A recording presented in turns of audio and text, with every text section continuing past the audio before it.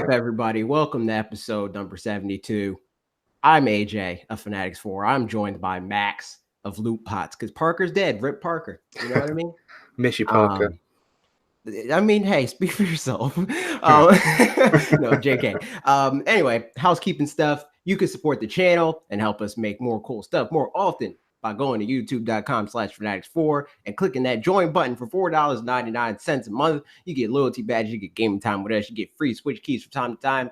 You just get, some love in your heart and a place in ours. You know what I mean? Makes you feel good, doesn't it? To be a part of something. Right. Also, if this is more your thing, you can support through Twitch Prime because we're going to get to that though. You're doing it now, right? You're doing it. You've got Twitch working. We'll get to it. You can support through Twitch Prime. If you have Amazon Prime, that means you have Twitch Prime. Link Amazon to your Twitch account. You get a free sub. You give us money at no cost to you. It's just all of Jeff Bezos' money because he just has. He has got enough to spare to support fanatixfour. Right. Right. But you have to tell him that that's where you wanted to go. So let him know. You know what I mean? Okay, that's it. How you doing, Max? Yeah, I'm good. It's nice to be back on. I'm obviously deeply heartbroken by the tragic loss of Parker. Rip, dude. And yeah, he's in our hearts. Not for long, but he's in our hearts and our thoughts. Not for long. I'll forget. I'll move on next week. You know, Fire Emblem's here, so you'll probably forget because of that. Oh, yeah. Rip. Yeah, I've actually just had to pause that to do this. I was about to do my first big battle, and I was like, oh, 9 o'clock, time to... I was just playing Smash Brothers, dude. Of course you were. Just killing time. Speaking of that, we're on hold as far as the little opinion that I was going to have for Fire Emblem. I mean, obviously, we're still going to talk about it. Yeah. But I've been talking to Nintendo to see if they're going to send it or not. And they're like, we don't know yet. So oh, really? Yeah. And which is weird because usually if they're not going to send it, they're like, nah, I'm not going to. Yeah. And that was Parker was taking it, wasn't he? Because he was going to do a video on it, right? Exactly. So he hasn't got it either. He's just waiting. Right. So I think what he was going to do is he's going to wait until, because I said maybe we'll get confirmation one way or another by the end of the day. Because that's just how it works. I forget it came out today, didn't it? It's in my head. It was like it came out a couple of days ago, and I've got to it late or something because my copy arrived yesterday, and I'm just like, going, I can't play it. I'm busy. Yeah, no, you got it early. But no. So waiting on that to see what they're going to do. Either way, I mean, it sucks for Parker because I was just going to mooch off of him regardless because I'm not going to play it that much. So I'm just going to log onto his account and play it through that. He needs to come up with a new idea for a video now as well. He's going to he's going to play the game anyway. If they don't send it, I think he's going to buy it. I've never played a Fire Emblem game, but I'm enjoying it so far. What's going to suck for him is the inevitable when he's like, what, forget it, I'm just going to buy it, and then they email me the next day. That's what would suck. That's how it works. Yeah. I'm gonna jump in and do the Parker bit. What have you been playing, AJ? Other than Smash I've been playing Marvel Ultimate Alliance. Other than Smash, we played some Marvel Ultimate. We have played some Marvel Ultimate Alliance. In fact, we did a whole mission, didn't we?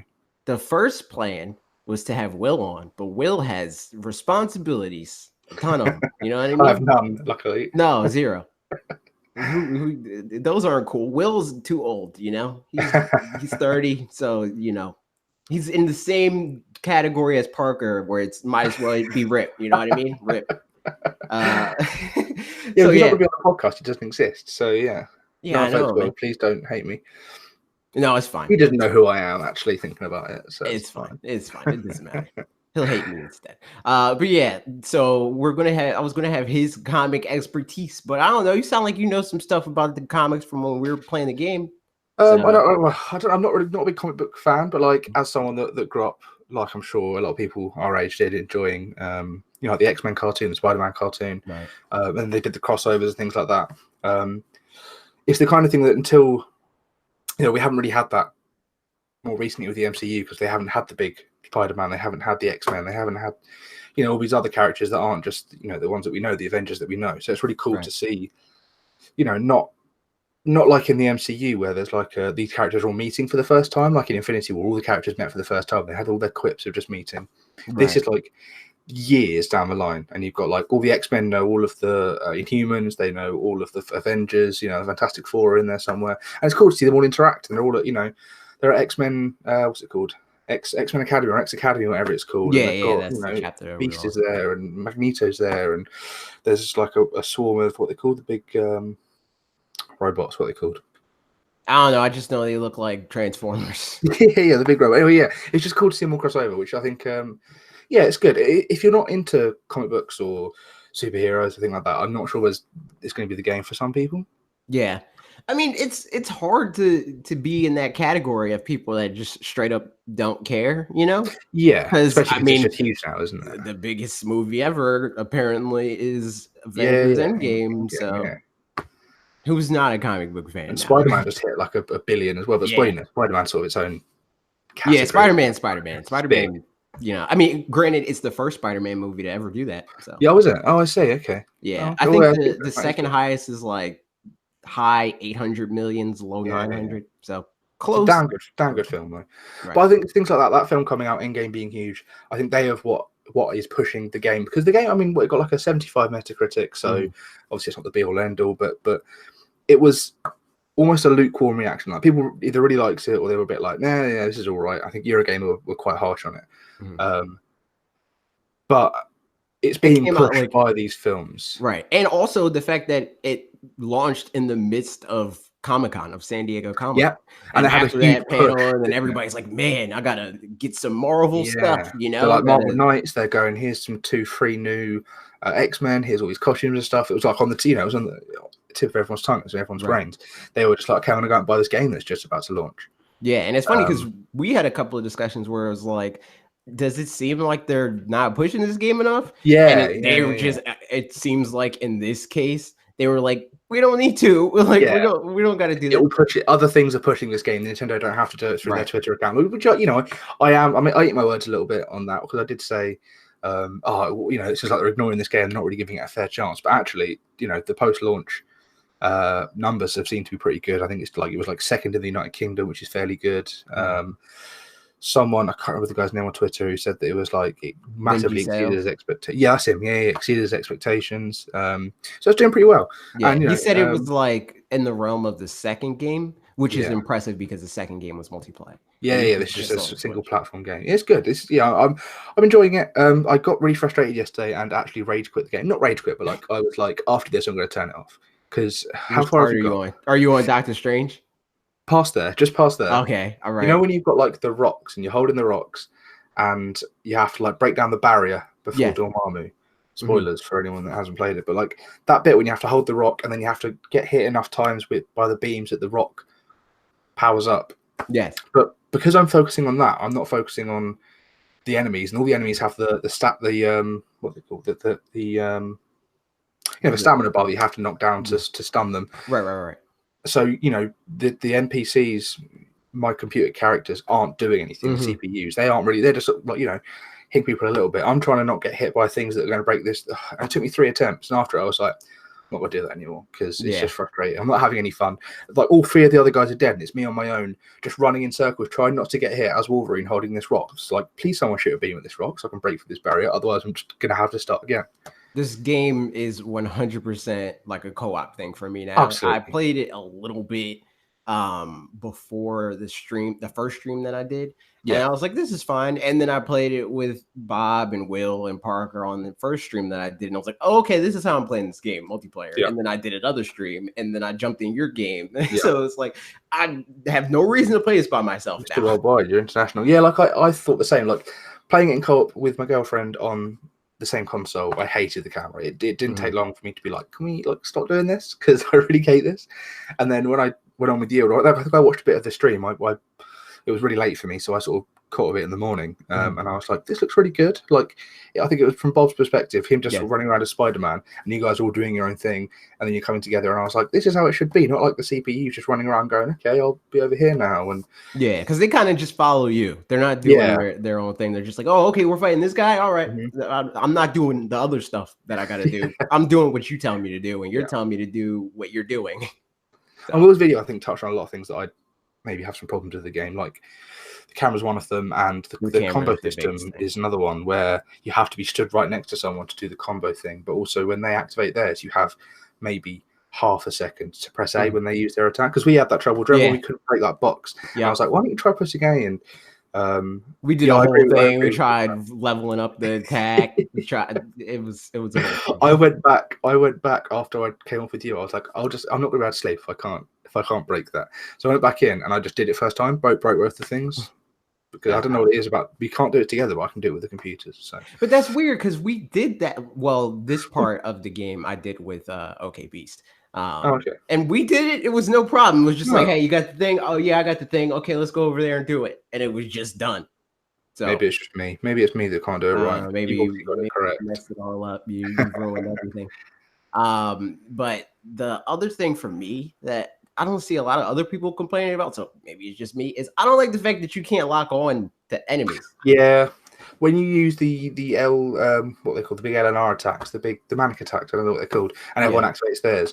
If you activate yours and you're facing in the wrong direction, you're kind of locked into that because you're not locked onto a character. So you end up just, as Wolverine, I play a lot of Wolverine, just slashing wildly in the middle of nowhere, and all the enemies are behind me. I'm like, nah, why couldn't I be locked onto a boss or something? And just regular melee attacks. Like I'm just sitting there trying to hit a guy, and I think I'm in the right direction, but it's like, nope. You thought you were pointing south. You're pointing southwest. It's like, you're firing the unibeam off in the middle of nowhere, or anything. Yeah. It's not.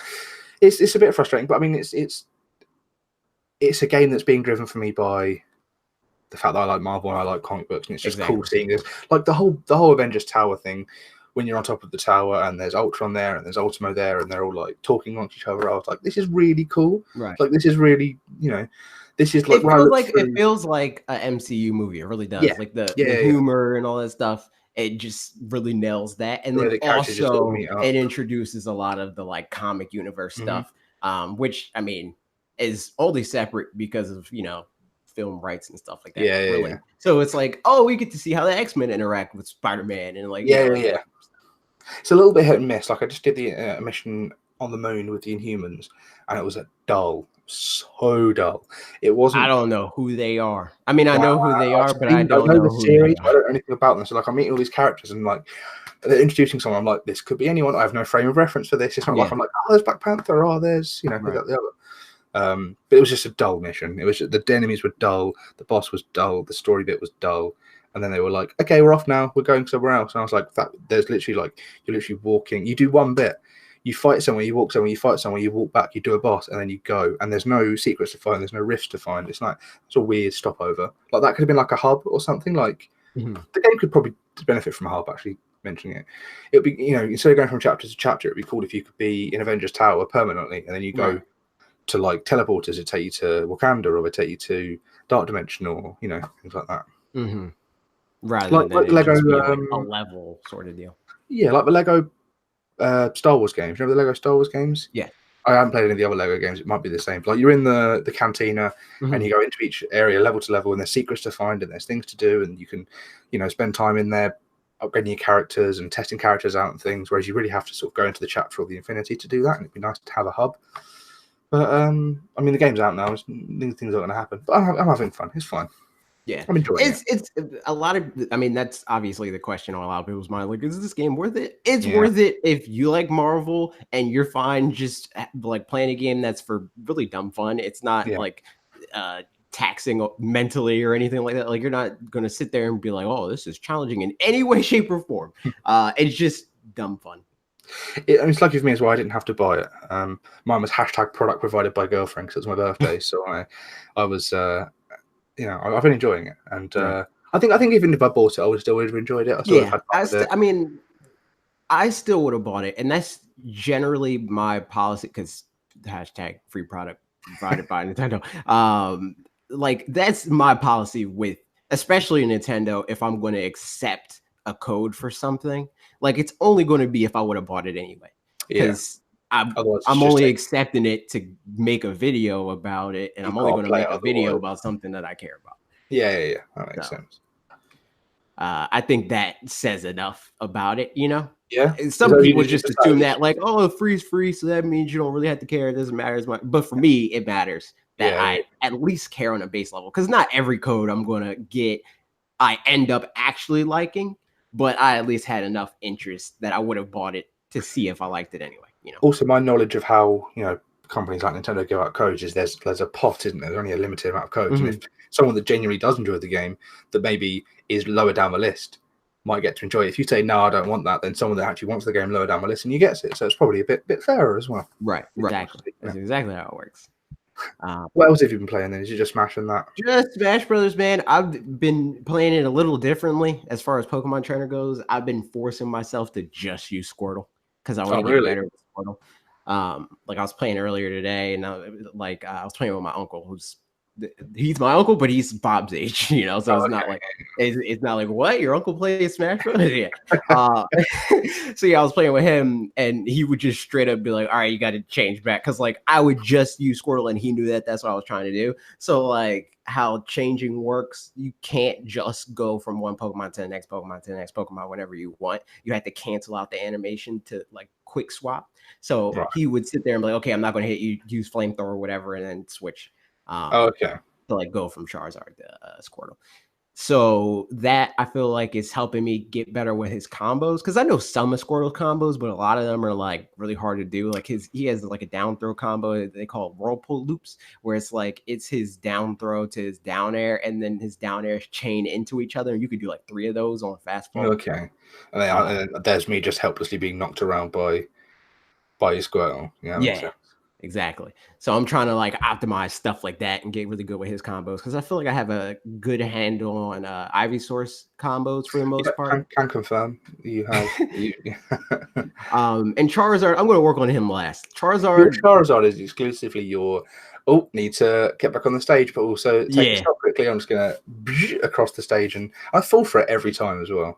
Yeah, exactly. He's a mix-up. He's like, oh, okay. Yeah. But there are like Pape is a pro Smash Brothers player, and he uses Charizard more than I've seen anybody use Charizard, and he like gets crazy clutch kills with Charizard. It's ridiculous. Like he was fighting Samsora, who's the best Peach player professionally or whatever, and he was like down 2 stocks or something like that, and he completely turned it around just using Charizard with 1 combo. I was like, Jesus, like that's not the guy.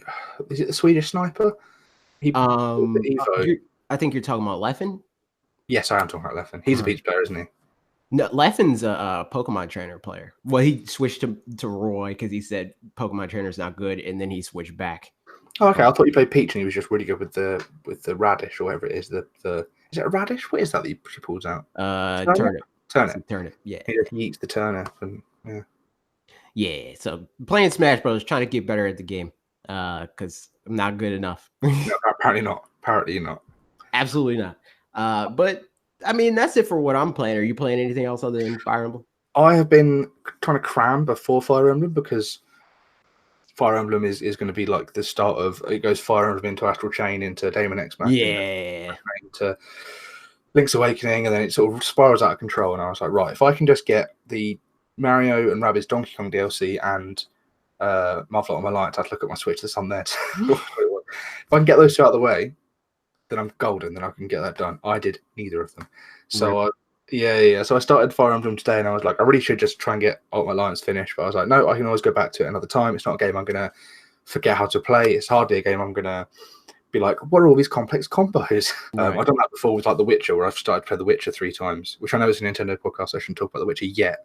Yeah, but I mean, it's confirmed. It's confirmed. That's fine. Okay, I'll go. I get to the same point in The Witcher, I stop playing, I play something else, I come back to it, and I go, no, I have no idea how the combat works or anything like that. So I start again. 3 times I've done that, and I've never got that past that part in The Witcher. So yeah, I played Mario Rabbids Donkey Kong DLC because Davide Soliani, the director, he offered to sign my case for the game. So I lost it, or a friend of mine lost it. I'm actually getting another one, and he signed it. So I was like, I'll buy the DLC now out of pure respect. And it was really good.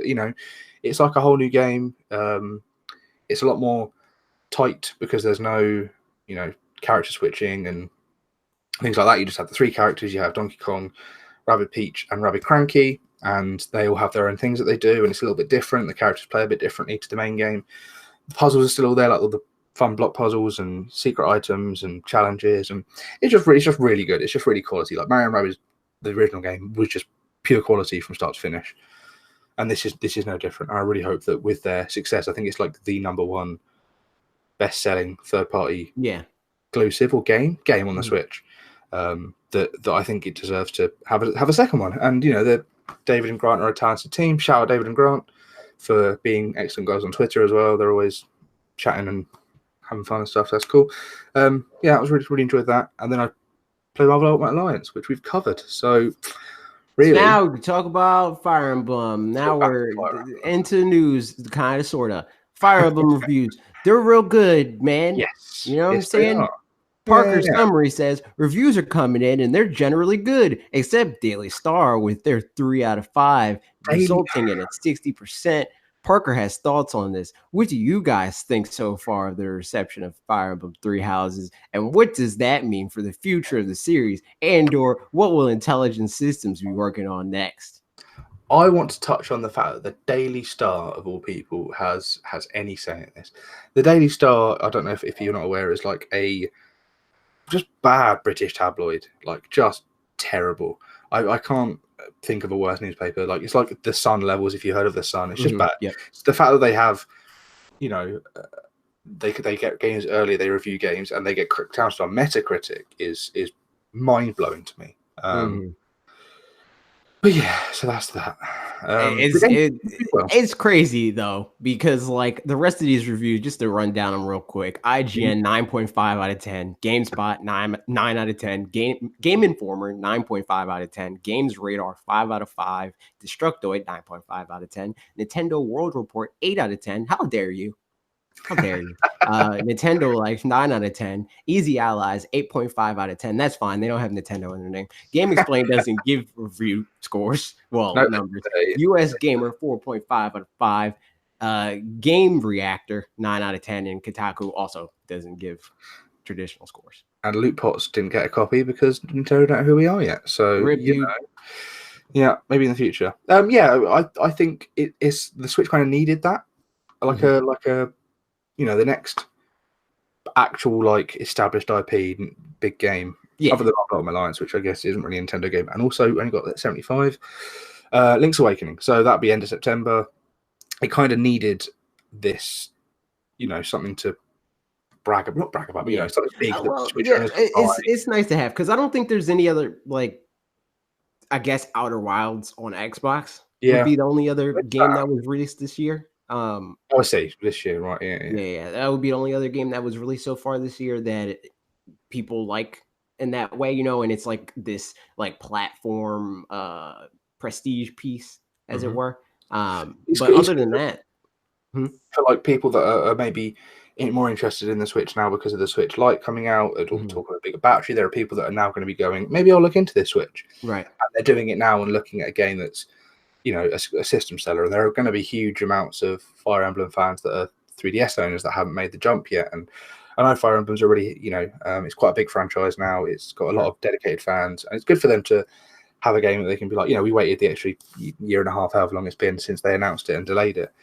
to have a game that's come out and it's successful and people are really responding to it well. Must be really good for them. And now people are playing it and they're probably really enjoying it as well. So yeah, I mean, it's definitely like, it's getting those scores that usually, like, even if I'm not super interested in a genre or a franchise or whatever, I'll see like, oh man, this has like a 96 on Metacritic or whatever. I need to check this out. Like I almost did with God of War, and then Bob talked me out of it. So blame me, blame him for me not playing that game, people. It's all Bob's fault. Because Bob. Hashtag blame Bob. He reminded me that I would not play that game. I would play it for 4 hours and then never touch it again. That's exactly what I did. I still have my friend's copy on my shelf over there. Because I started it and never played anymore. Because Hollow Knight came out, so what's a man to do? Yeah, like, come on, man. For me, it was probably Smash Brothers. When I was like, man, I'm not going to play this game. Metacritic Fire Emblem is the first thing that auto-filled when I looked that up, for the record. Oh, okay. This must be a big term. Big search. It has 87 right now. Which is exactly, so me and my friend Famic at work, we had a bet I was like, yeah, I think it'll be like maybe like 85. And he was like, no, it'll be 87. And it was 86 for ages. And I was like, okay, we both win. And then he like looked at And now you lost. like, this says 87. And I was like, now the bet was over. Like, we should count. That doesn't count. Yeah. That doesn't count. It wasn't when I checked it. So it's yeah, exactly. But yeah, it's good. I'm looking forward to seeing what the fuss is about because I've only been sort of running around the school talking to people. I haven't done much of the battling yet. I'm probably going to suck at it at first because I've not played a Fire Emblem game before. I played strategy games before, mostly like XCOM style ones, cover strategy games. Mm-hmm. Never played sort of one of these big. So you haven't done any like battling yet? Like there's no ping battle at the start of the game. Okay. Did that. I think I did all right. I don't think I did badly, but it's the first battle, isn't it? And then you get whisked off to the school. You choose your house after you talk to everyone. And which one did you pick? I was Alienate my people. ways. I was set in my ways that I was going to play with the blue lions. I was like, I'm going to do blue lions. I like that in the trailer when they skip forward in time. He's got a cool eye patch. And he's angry. I was like, I want to do that. And I met all of the people from all the different houses, and I was like, there's just no one here that I want to be friends with. And then I went to Edelgard's, and I was like, I like all these people. Like, these people are all really cool. I like these people. And there's the woman who speaks pretty bad English because she's from somewhere else, and she's got like this big red hair. And I was like, yeah, I like her. She's cool. So I decided with Edelgard. I'm a Black Eagle. After being so like at work, I've been like, nah, Blue Lions. If you're picking Golden D, you're an idiot. You're an idiot. And then hey man, that's respectable. You know what I mean? Like you were influenced by your experiences rather than superficial qualities. You know what? That's what I'm going to go in on Monday and tell everyone that's what happened. It is. That's what it is. It's like I'm not a blind like sports fans. I'm like not swayed by hype. Yeah, I just showed the one I liked. Man, get out of here, man! I didn't just see a logo and some colors and pick a house. I don't have a house. Because I don't have a game. You will, but I'm believing you. If I play the game, I'm going to do what you did and look and talk to the people and like, oh, this dude sucks. I'm not being in this house. You get like a pretty detailed introduction of all different characters as well. They're like, oh, would you like to meet my house? And they like go through a list of, I think there's about 7 per house. They tell you what they're about. You get to look at their stats. You go into like the dorm room and you talk to them all, and some of them, they have their own personalities and they say different things to you. And there's one guy I was just like, I don't want to deal with this guy for the whole game. That sounds awful. Like, why would I want to deal with that douchebag the whole game? Whereas I was talking to a couple of people and they were like, oh, hey, nice to meet you. I'm like, I like these people. I'm going to be friends with these people. And I am. Now I am. Now I'm yeah, man. Now you're on the good team. You're with the good guys, the people that don't suck. You know what I mean?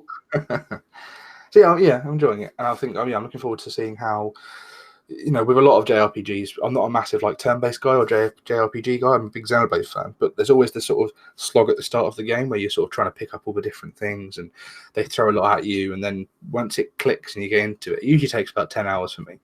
Then I'm like into it. I went from like, yeah, Xenoblade Chronicles 2 is pretty good, and then about 10, 15 hours in, I was like, this game's amazing, and churn to 100 in 100 hours. See, that's the thing. Like, everybody on this channel knows I'm not the biggest RPG fan in general. Everybody knows that. But I do give things a chance. Mm-hmm. I bought Xenoblade Chronicles 2. It was not a product provided by Nintendo. I played it for 16 hours. I was like, nah. I like the first Xenoblade. I played about 6 hours of Chronicles X on Wii U after hyping it up. Oh my god, I hate that game so much. I hate it because I just wanted to play as the thing on the box. Took 30 hours and it was trash. Man. I never got there, but I think I'd play it again now. I think I'd give it a fair shot with having the Switch, being able to play the game not sat in front of a TV. I think I would give it more time. So I think if it came out, I'd buy it again. I've still got the collector's edition somewhere because I went to trade the game in, the collector's edition. They were like, I'll give you £7. And I was like, oh, yeah, this is like the collector's edition. And she was like, yeah, £7 anyway. We don't recognize the collector's edition. So I just took the game out of the box, gave her that, and then took the steelbook and the art book and stuff home with me. And I was like, I don't care. So, yeah. Rip, dude. Yeah, JRPGs, not my thing. But I'm going to try it. If Parker gets it, when Parker gets it, however Parker gets it. If he got it through Nintendo, I'll retroactively say probably provided by Nintendo. But you know what? The jury's out on that. We don't know yet. This might not happen. Yeah, who knows at this point? Man, I need to. It's so hot in here. You know, we've had like a heat wave in the United Kingdom like this week. It's everywhere. Everybody's having heat waves. Yeah, it's just hot. It's rough. I've had but to turn in the off UK, my it's fan. like, yeah, it's rough because you guys aren't ready for it. We are you not. guys don't know what heat is. This is a very brick room I'm in right now. I had to turn off my fan and put a t-shirt on to record this, and you're gonna watch me, like, my hair's gonna start wilting. I'm gonna get shinier. This is gonna be fun. You got right on time. We started being on camera like what, last month? So prime time. Yeah, we have this podcast. Probably as soon as I started listening, you probably jumped onto camera because that's how I've always known it. So. Probably, yeah, because we did for a long time it was just audio because I like logistically it was just a headache. I didn't want to like edit a whole thing, and I was like, wait, we could just do hangouts like podcast or whatever. Yeah. So that's what we do. But apparently that's dying. So who knows in the future? But that's it for the Fire Emblem stuff. Moving on to Joy-Cons. They're giving us a solution, I guess. Giving you a solution. Yeah, Nintendo of America is giving us a solution. Call up Nintendo of Europe and say, hey, do you guys talk to Nintendo of America? Because they're solving their problems. Do you hear what kind of problems in America? Can we have that over here, please? I mean, you guys, we have all of the collector's editions. Maybe the priority is a little bit different. That's true. So you guys don't deserve a fix to Joy-Con drift. Yeah, you can say what you want. But yeah, so the whole Joy-Con situation that Parker's video was partially about, Nintendo has you back if you're in the Americas. Otherwise, some may say if you're in a real country, they have your back.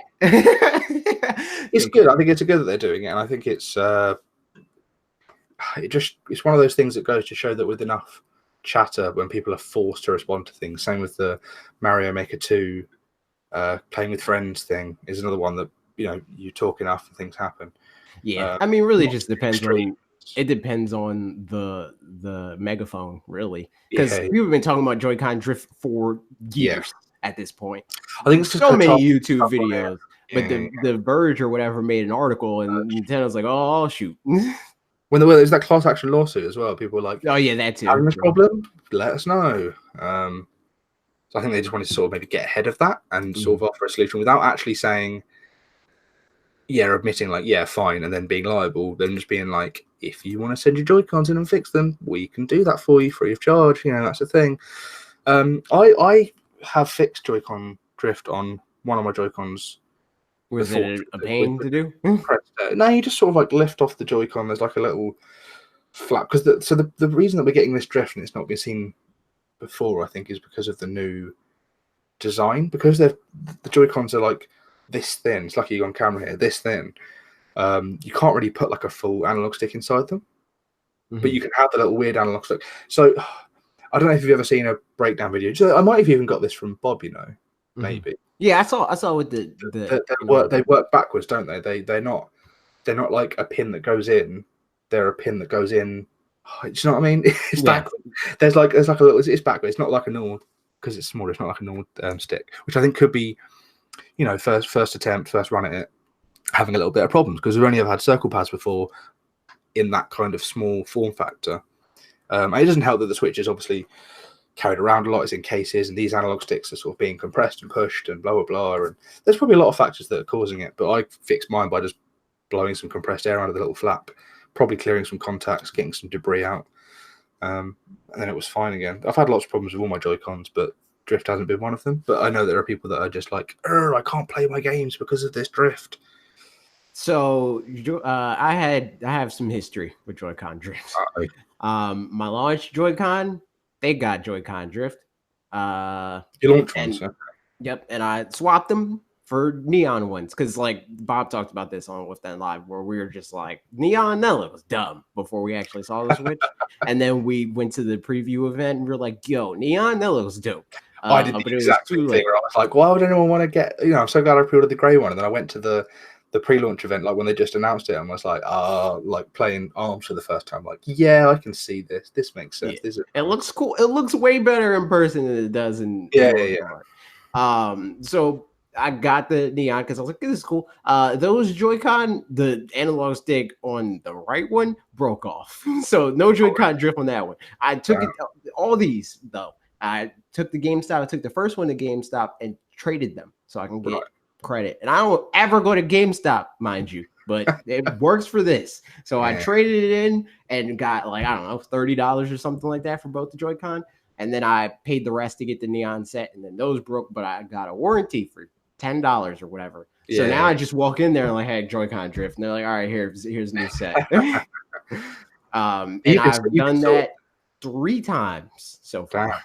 It's okay, so it is a problem then. Yeah, I don't know why I'm lucky, but I mean, it could be just bad batches. It could just be, different regions might have different switches. Wild guesses. Also, some people are saying that they're having a problem with their Pro controllers. I haven't had Joy-Con drift with my Pro controller, but my Pro controller did get a dead zone in it. Oh, really? Like it just would not recognize upward inputs. So like I learned this because of Smash Brothers, and I'm trying to do my up smash, and I'm like, yo, what's going on here? I'm trying to up smash on the shield, and it's not working. So I've never had a problem with my Pro controller other than the D-pad being a bit crap. It's a bit of a naff D-pad. Other than that, I think the Pro controller is perfect for me. I mean, generally, Pro controller is great. I got a new Pro controller courtesy of that warranty situation. So that one works good, but the last one did get a dead zone.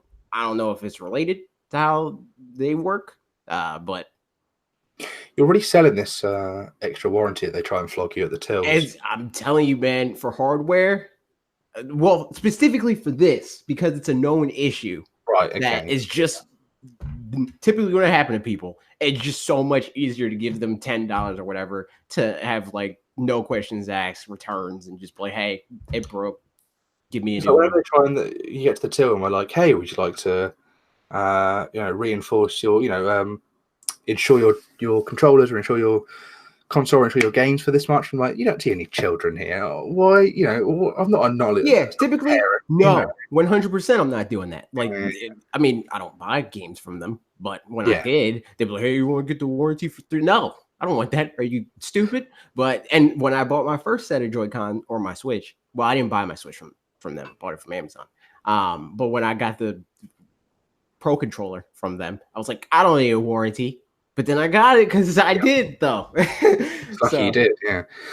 So the equivalent of GameStop in the UK is Game. They're, the everyone knows them. Everyone goes there. People that don't really want to bother with going online, they'll just walk into a game and they'll pay £10 more than anywhere else. The only thing I bought from there since getting my Switch was I got the Switch on launch because it was a midnight launch, and Breath of the Wild, and then I got Smash Brothers on launch because it was a midnight launch. So like the only 2 times I've been there to buy games is it's launching at midnight. So you're like one of those all physical people.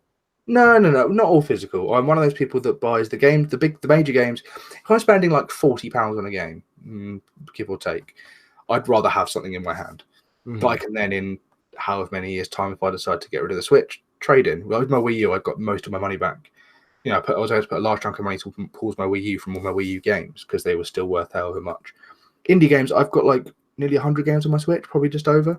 And I would say most of them are digital, but I think 20 of them maybe are physical. I have 5 or 6 physical Switch games. I don't know how many Switch games I have digitally. I lost count at like 80, and that was like a year ago. Oh, so wow. Okay. I have a lot of games on my Switch. That's gone up. Yeah. I just got email, but it's not from Nintendo. It's for Dolings. What? Dolings Invasions. That's what the game's called. I don't know if it's good or not, but if it's good, check it out. You know what I mean? You're going to Google it? All right, well. I'm going to Google it. Spell it. It's Dolings. So DOUGHLING. Doe. In my head, it's like doe, like doe, a deer, a female deer. Doling's Arcade, did you say? What? Doling's what? Doling's Invasion. A tribute to an arcade classic is what the email says. Okay, it looks kind of like Worms, but also nothing like Worms. Oh, it looks like Space Invaders. Is this It's exactly like embargoed? Space Invaders. No, It's it's not exactly Space embargoed. Invaders. Oh yeah. It looks like Space Invaders. I'm not gonna talk about this. So yeah, Joy-Con, that situation's all fixed up. You know what I mean? All buttoned up, nice and tidy. Moving on. The headline for the next story: a Switch special edition for Disney Tsum. So I saw this breaking news on Wolf Den Live. I was just, scrolling through the Twitter as one does. And I sent it to Bob. I was like, hey, here's this. I don't know if you want to talk about it because it's like towards the end of the show, it's not really worth it that much to be like, hey, look at this console that we can't have. But yeah, it's a new color combination. It's not new colors, but it's a new color combination. We got the purple and we got pink, and it has a nice little Mickey Mouse and Minnie Mouse pattern or whatever. It's very nice. Why I laugh so much is because I'm looking at the headline as you're saying it, and the way Parker's written it is exactly how you said it. Exactly how you said it. Brilliant. Yeah, this looks really nice. I really like this. It's a shame that it's Japanese only because I'm sure there's a huge market in here. I mean, even just for kids, kids who like Disney, kids who like pink, kids who like all sorts of things. There's kids who like pink. Kids who like pink, and I think it's probably one of the. I think I said to someone on Twitter that it's interesting that this Japanese only Tsum Switch is one of the nicest, subtlest, most tasteful like special edition Switches we've had. Yeah, it's special in more than just like, because we have a couple like the Smash Brothers one, which is garbage, where it's just like the gray Joy-Con with a like decal of the freaking Smash Bros logo, which is like, that's garbage. The Diablo one, which is also kind of trash. The back of it is better, I guess. Yeah. And then we have like the Splatoon one, which is not special in any way. Really. Colors, isn't it? Just a color combination. And this kind of combined both of those, where we got the color combination that is different from any other combination that we've gotten in the past. And also it has like the design on it. It's a nice design. It's not like the Smash design that's just like one of them is nearly the cross. It's just a line. Yeah. So bad. But it's got the cool decal on the front, the Smash one. But this one's it's nice, it's subtle, it's like I said, it's tasteful. It's just really well executed, and it's just strange that it's a Disney some I think I'm pronouncing that right, Japanese exclusive one that's going to be the longer battery life one as well, because it's coming out after that's come out. Right. It'd been interesting to see whether there's going to be still going to get more of these special edition Switches with the light out, because when the 2DS XL, new 2DS XL came out, they just kept making exclusive versions of those, limited edition version of those, because it was a smaller, newer console. You could do more things with it. It was more of a kid-friendly, size. So it's interesting they haven't done like they kind of do special editions of both, or they did towards the end, where like they had the Pokeball 2DS XL, and then they have like special edition regular 2DSs, like the Mario Maker one. That was a 2DS. Oh, I guess. Yeah. So yeah, they kind of mix and match. I think it's less cool, even though I want the Pokemon Switch Lite. I think it's less cool to get a Switch Lite because you don't have the special edition dock.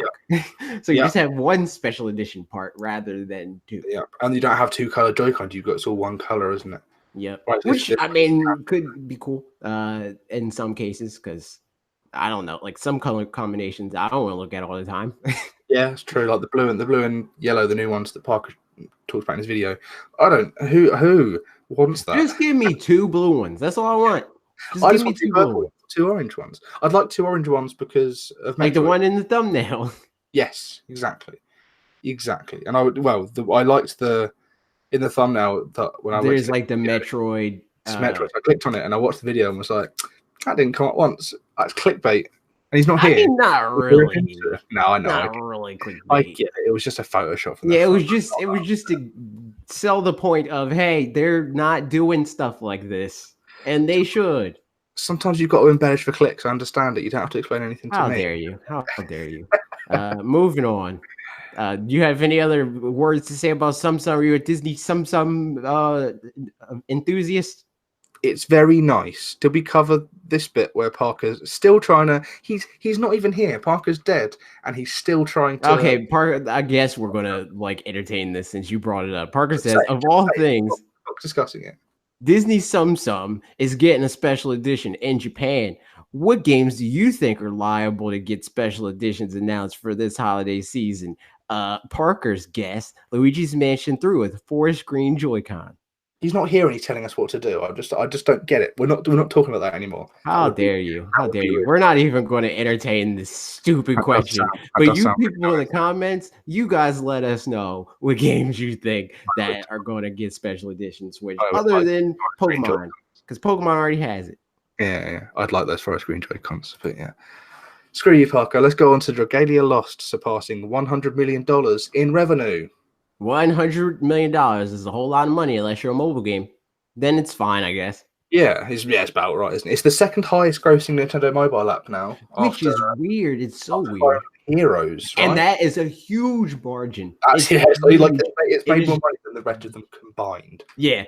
Fire Emblem Heroes is at like $500-something million, which again, for a mobile game, especially made by a company like Nintendo, it's like, that's okay, I guess. It's something that was about, I don't know, how many years ago, regarded as a fairly niche IP in the West. True. But I guess that we have to factor in for all the Japanese. Granted, like most of that money is Japan. Like 100%, most of that money is Japan. They're saying it's dollars, and we're like, wow, that's huge. But like, actually, there's, it's all mostly from Japan because they like their gacha stuff, don't they? They like their, buying and getting random things, and that is Fire Emblem Heroes is based around that entirely, isn't it? I played it a little. And that's most of it, honestly. I would say, as far as like the mobile games that are making a lot of money, is the ones that are very direct about like, hey, give us money. Yeah. And Dragalia Lost is one of those games. And Fire Emblem. It's all loot boxes. That's how you make money, loot boxes. And but Dragalia Lost, I mean, I'm impressed by this. It's the second highest grossing Nintendo mobile app. It is a brand new IP that has not had any. There's not a console game. There's no nostalgia. There's not any of that stuff. It's a brand new idea, and it's impressive because I've not seen a lot of talk about it. I don't know a single person that plays Dragalia Lost. A single person. I played a little bit of Dragalia Lost because Nintendo emailed me and was like, "Hey, you want to check this game out?" I'm like, "I'll check it out," but like no promises. Yeah. So I played it a little bit and I was like, "Yeah, not my thing." It's neat, I guess. I would play it more if it was on Switch. Put it on Switch, which defeats the purpose. But put it on Switch. Yep. I probably still wouldn't play it if it was on Switch, unless they reworked it to be like a Switch game. But if they made a Switch version of not like a Switch version of the game, but if they made a Switch like an entry in the franchise on Switch. Oh, see, we're on that same wavelength. Yeah, if they made a Switch, say again, a Switch version of the game. No, not that. Switch entry is the Switch entry in the Dragalia Lost. I'll give it a go because they're going to do something interesting with it, and it's going to be like it's an ARPG essentially, but with tapping. Right. In my head, it will be like Fantasy Life on the 3DS, but with it's a new IP and it's got all the. I don't know anything about Dragalia Lost, so it's like you probably not. I don't know if you have this show, but there's this Disney show. It's a Disney Channel original show called American Dragon. That's Dragalia Lost. It's American Dragon. The guy had like a red jacket on. Yeah. American Dragon. I don't watch it, but he had like green hair with a black bit in it. I remember American Dragon. Yeah. It's American Dragon the game, basically. As far as I could gather in my half an hour playing it. It's something that I probably haven't heard of it or thought of in an eternity. Speaking of eternities, see, I'm trying to do the Parker segues.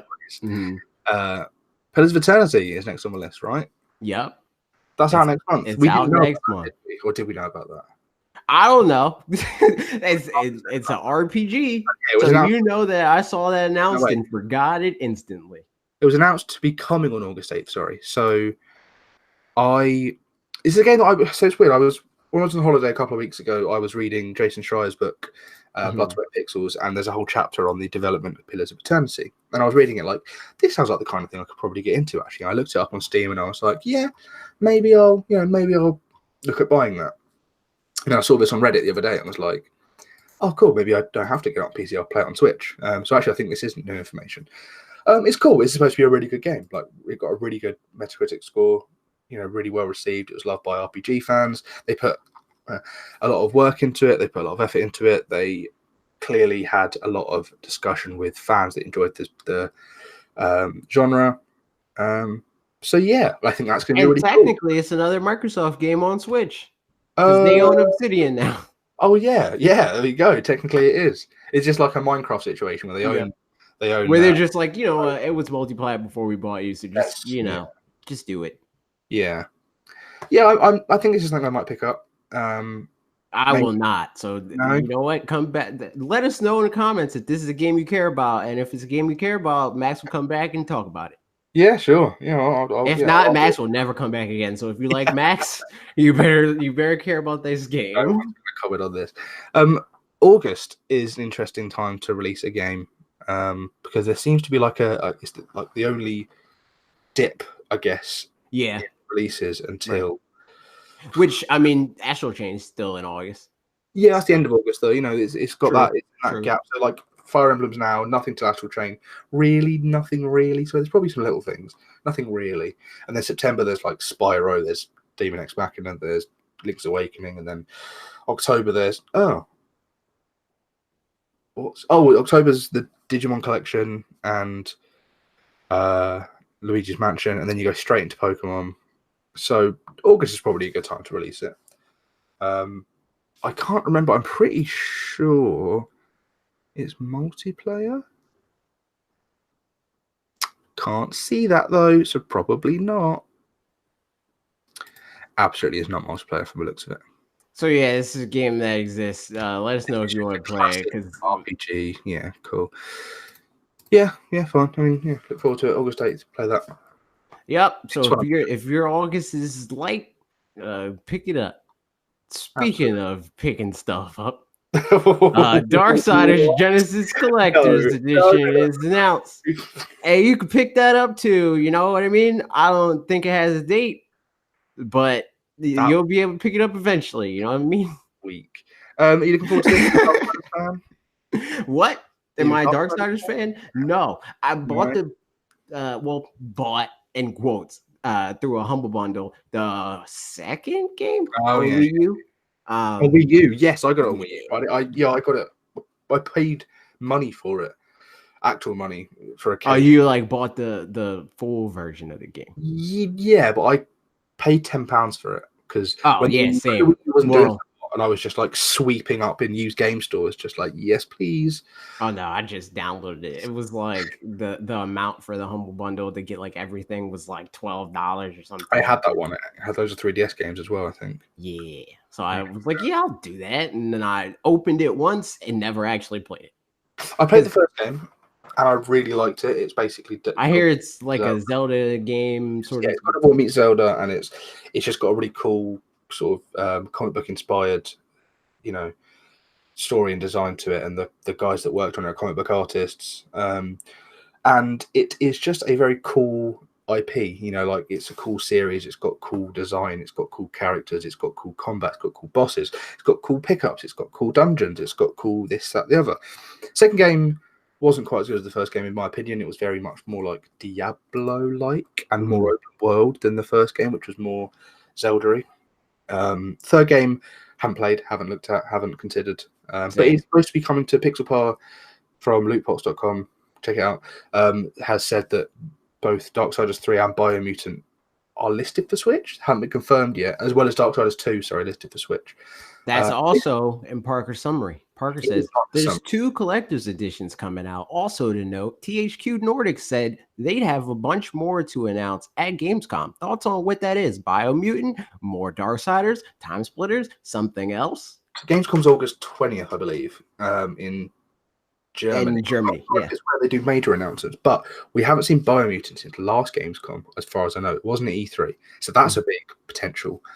More Darksiders. I don't think there's going to do more Darksiders. They might do Darksiders 2 and 3 on Switch. Yeah, I could see them doing 2 at least. I think they already announce 2. I thought they announced 2 for 2. Hilariously, they have not announced it, but we have box art. We have a synopsis. We have. Oh, okay. So it's just like we know that it's going to happen. No, they just haven't announced it. It was supposed to come up at E3. Maybe it didn't come up anyway. But yeah, they have said they're doing like a big Gamescom push. They're going to announce a bunch of stuff in the lead up to Gamescom. So it could be Time Splitters. It could be some, they did a lot of Did remakes. is Destroy All Humans coming to Switch? Because I know they announced that game. That's PS4. They're doing like a remaster or whatever for that. Well, it might just be PS exclusive. Yeah, I don't know. It's one of those ones that like they announced this for Switch. They announced Battle for Bikini Bottom remaster, whatever that's called for Switch, and then Destroy All Humans just didn't show up. And I thought that was interesting. I thought like maybe it was because the game was possibly because it was a PS4 2 exclusive. Whether it was or not, I don't know. It could be because it was too demanding. Maybe they couldn't get it to run. But it's just interesting to. That would be so weird, dude. That would be so weird. Time Splitters. I'd be interested in them doing Time Splitters. Absolutely. I still every now and again play Time Splitters 3, which was Future Perfect, in split screen on an emulator on my PC, and it's really good. How dare you? Every time I played Time Splitters, I picked the monkey because he's small. Yeah, and you can't, you miss people. They go over your head. Yep. Let's go over your head. Just like Squirtle, you gotta pick them small. Yeah. You can't. Yeah, I can't shoot. Samus Bean goes over Squirtle. Yeah, this back to Darksiders. This looks fine. This looks like it's a new take for the series. A take that's going to work better on Switch than Darksiders 3 or one in that style would do. Right. And as someone that likes Darksiders, I think I'll pick this one up. Maybe not the. I mean, do you like Darksiders? You don't care about the third game. The second game you didn't like. You like one of the games. I did like it as much as the first game. The first game was more memorable to me. I'm not buying it. You hate Darksiders. This just in. Max hates Darksiders. You heard it here first. Don't tell THQ Nordic. I want to be friends.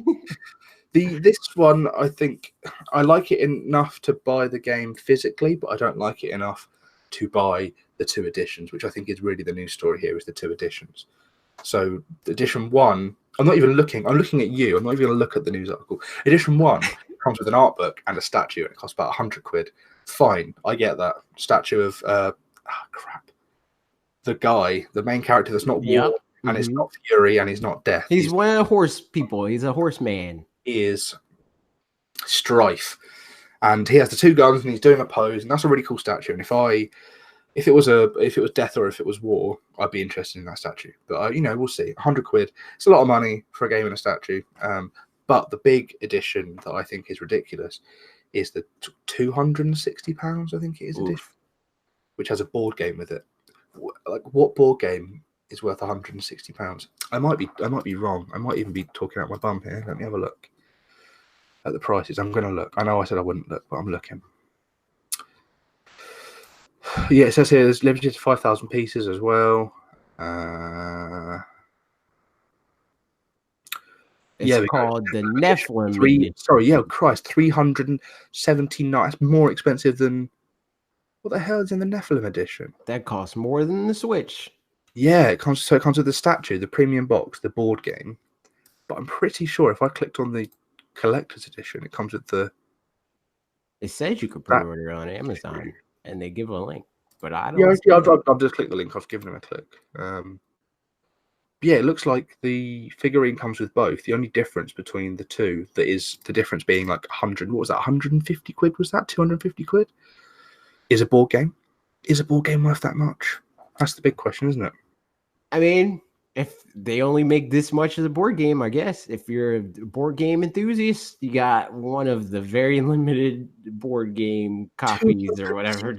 $2 difference. That's ridiculous. It's insane. I wouldn't pay that much for a special edition. Granted, I'm not a huge special edition kind of guy. If I got a special edition for something, it's just going to go back there. And that's it. Yeah. That statue looking real good, though. That statue is really grabbing my attention. The board game looks all right. The board game looks like... It looks expensive because of all the different figures. I think there's probably a part of it. It's got loads of different figures, and it's got loads of cards, and it's a board, but it's not 260. Does THQ Nordic usually do? I don't think I've seen THQ Nordic do too many collector's editions. No, not like this. I mean, I can't. No, not like this. So this would be like their first foray into like doing not only. Darksiders 2 had a mask. Mm-hmm. Darksiders 1, I don't remember having one. Darksiders 3. Oh, Darksiders 3. Well, Darksiders. Was THQ? I don't think THQ Nordic was a thing for those games. Darksiders 2, it definitely was. You can get that one up. I don't think it was. Should we look this one up? You look that one up. I'm That's gonna look up to see if they did. doing now. Okay, so they had a Fury statue for Darksiders 3. That looks bad. That looks really bad. 2. Oh, tell a lie. There was an edition called the Apocalypse Edition. Oh my god. Okay. Is there Yeah, it was just regular THQ. Oh, okay. That, You win. They did the remaster. THQ Nordic or Nordic Games did the remaster. IDR. Okay, I don't want to work this one out, but they did an edition for Darksiders 3 that came with a death statue, a war statue, a fury statue, and a statue of the weird Watcher man who's like the shopkeeper. And they all came in a big box together, and that looks very expensive. And I think so. Yeah, they did do these kind of editions before. Okay, but not a board game for 260 quid level of ridiculous. So, board game seems very Kickstartery, like something that we would have knew happened already. But yeah, like if they did a Kickstarter, then yeah, fine. I mean, I did back the Binding of Isaac board game, and I enjoyed playing that. I'm probably going to back the second edition of the Shovel Knight board game that doesn't have the figures, so it's not like 80, 70 pounds, whatever it is. It's more like 40 pounds. It's more affordable.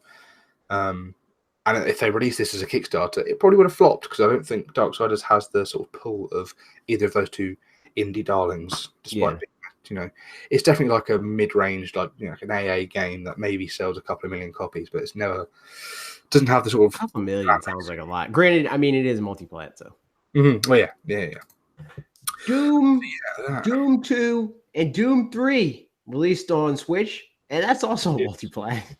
It is, yeah. So we only random, completely out of nowhere. It is out of nowhere. Well, yeah, it was out. It was out of nowhere. Do you know, it felt out of nowhere because we had it as a listing of like these on the eShop, and everyone was like, "What?" And then with context, they were announcing it during the Quake Con. Yeah.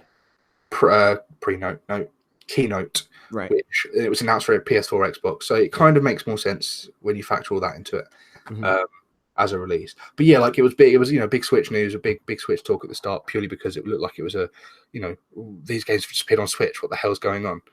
I bought Doom 1, and I played a couple of levels of Doom 1. I've never played Doom 1 before, and it was fine. It was Doom like I imagined it. I didn't buy any of these. I feel like my uncle, the one I was talking about, I was playing Smash Brothers. He's probably going to make me buy it. But, like it's £4. It's $5. Yeah, but like that's not what I'm worried about. I'm more so worried about am I going to play? Yeah, I don't think I will. If I'm being honest. I think I'll probably. Doom is one of those games that like probably at the time it was mental. It was mental at the time. Playing it now, I'm like, I could be playing Doom 2016. Right. Or Doom Eternal. Which I'm definitely going to play that, and I'm definitely going to check that out. I'm not playing it on Switch, but I'll play it. I mean, if I'm going to play it, I'm going to play it on Switch. I can't see myself playing it elsewhere. Because, like, I'm just going to play it to possibly make a video about it. I'm not going to make a video about the PlayStation 4 or Xbox One. No. Sure. Yeah, I play it on PC because I like playing the first game on PC with not motion controls, mouse and keyboard controls. So yes. What a nerd, dude! What a nerd. Thanks, you too. This is cool news for people because obviously people like Doom, and Doom's one of those classic franchises, and now they're pretty much all the good ones are on Switch. Yeah, I mean, I know several people that are huge Doom fans. I immediately sent this to Dan when I saw it. Dan from that Cyber channel. You should check Dan out. He has all types of Doom videos, and he reviewed all of these games in a retrospective. And you should watch it because he has a floating skull man in the video, and he has nice little banter with it. So check it out. But yeah, Doom, cool, dope. Yeah. And Parker wants to know. Are they going to do more stuff like this? Possibly? Question mark. When did Parker ask that? He said it in like some other thing. It was like in a tweet or some crap. Oh, okay. It'd be interesting if they did. Oh, Bethesda. Yeah. I did see that somewhere. Yeah, I think it would be interesting if Bethesda did, but like. But this is announcing and releasing all sorts of Nintendo Switch stuff. So, like, if they have it and it can run, I bet they'll do it. I can still see them doing the Fallout thing. Fallout 3 was the rumor? Yeah, probably 3. Or New Vegas, like a pack maybe. But they did say, who was it from Bethesda said, we asked Nintendo, and Nintendo said, yeah, like a lot of people bought Nintendo Switches, and the first game they played were your games, Doom or Skyrim. People are receptive to it, and they're probably going to want to keep supporting that, because it's also one of those fascinating things where it's like, I can play Skyrim on a handheld, or like I do, which when they were first announced, when the Switch was first announced, when the Switch was first announced, as a big selling point was like, you can play these games that as console games on handheld, and that's kind of diluted more recently because everyone just knows what the Switch is. But Bethesda probably are the games that when they say it's like it's a matter of them moving the goalpost forward, right? Because like everybody, when they see a certain game announced, right, and then that becomes the benchmark of like, oh, this is what the Switch is capable of. Doom 2016, that's the peak. Can't do any better than that. Everything else impossible. And then The Witcher happens. And then they're like, everything beyond that, impossible. So Doom Eternal as well, and new Wolfensteins. Right.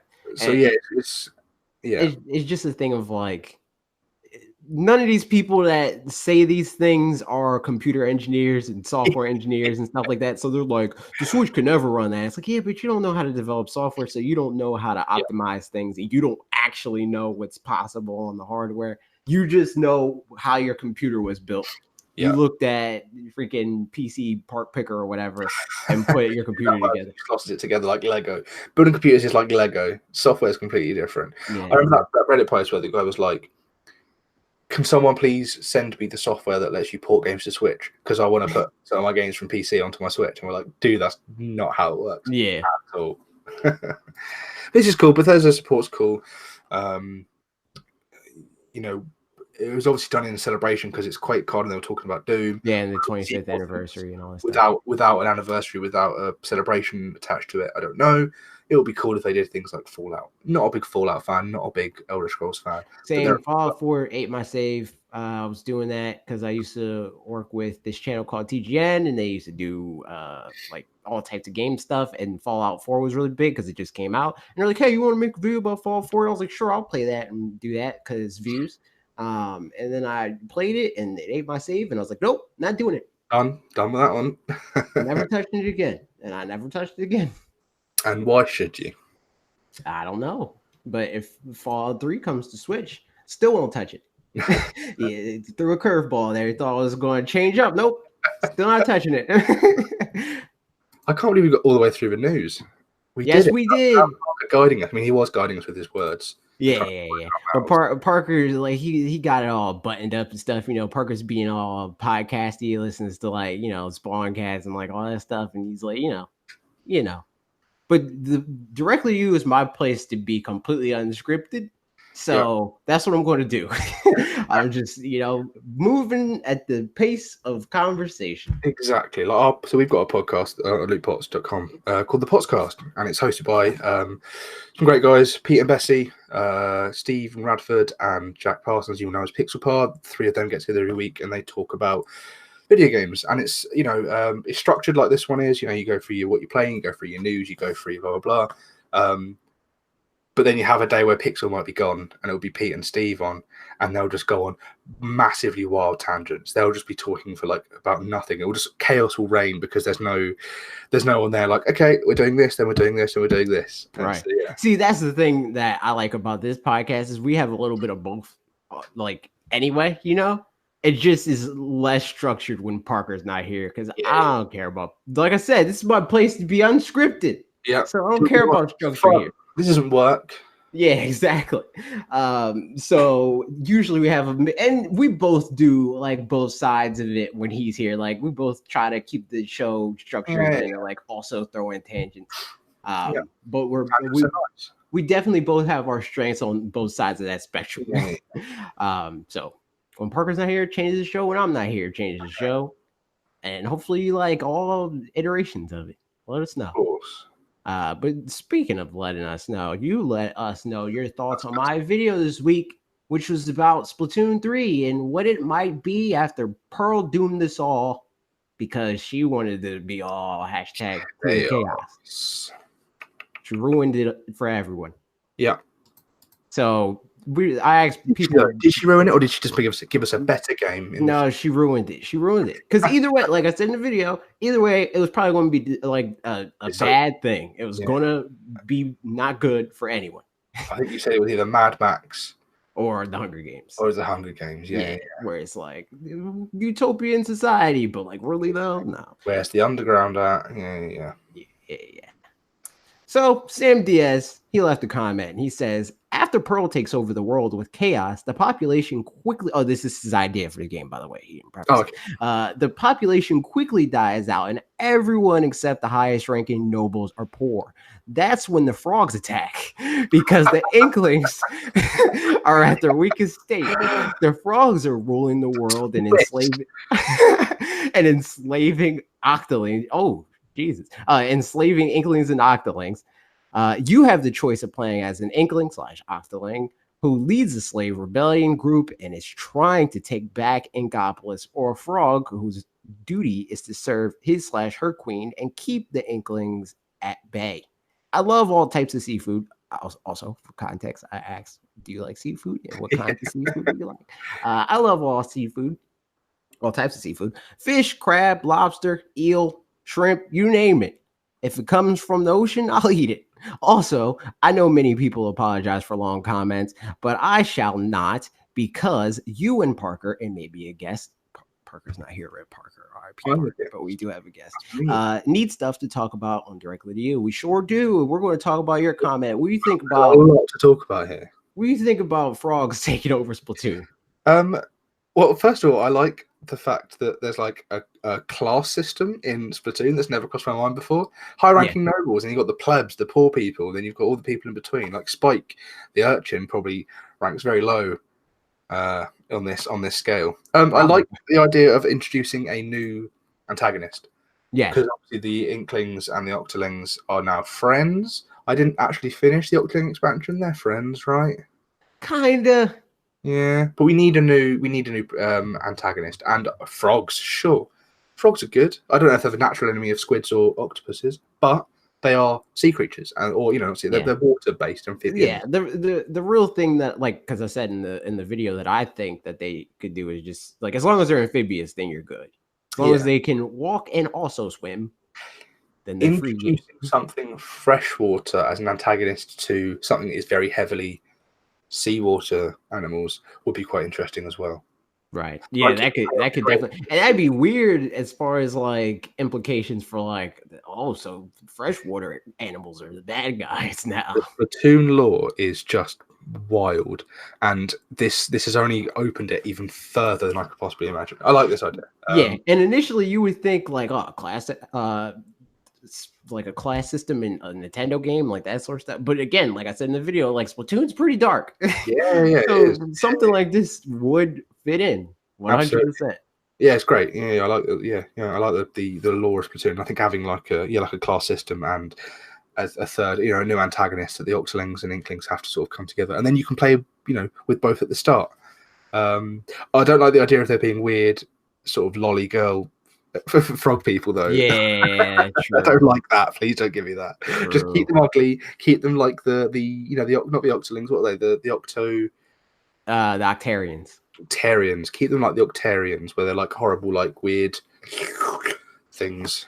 But they're frogs. Yeah, I like that. And give me cool frog bosses. I like a frog boss in a video game. Drew, I agree. Gift of knowledge. Always jump, and you always have to walk onto their belly, and I like that. So yeah, like they would have like a dope jumping mechanic. Maybe instead of swimming being their main thing would be jumping.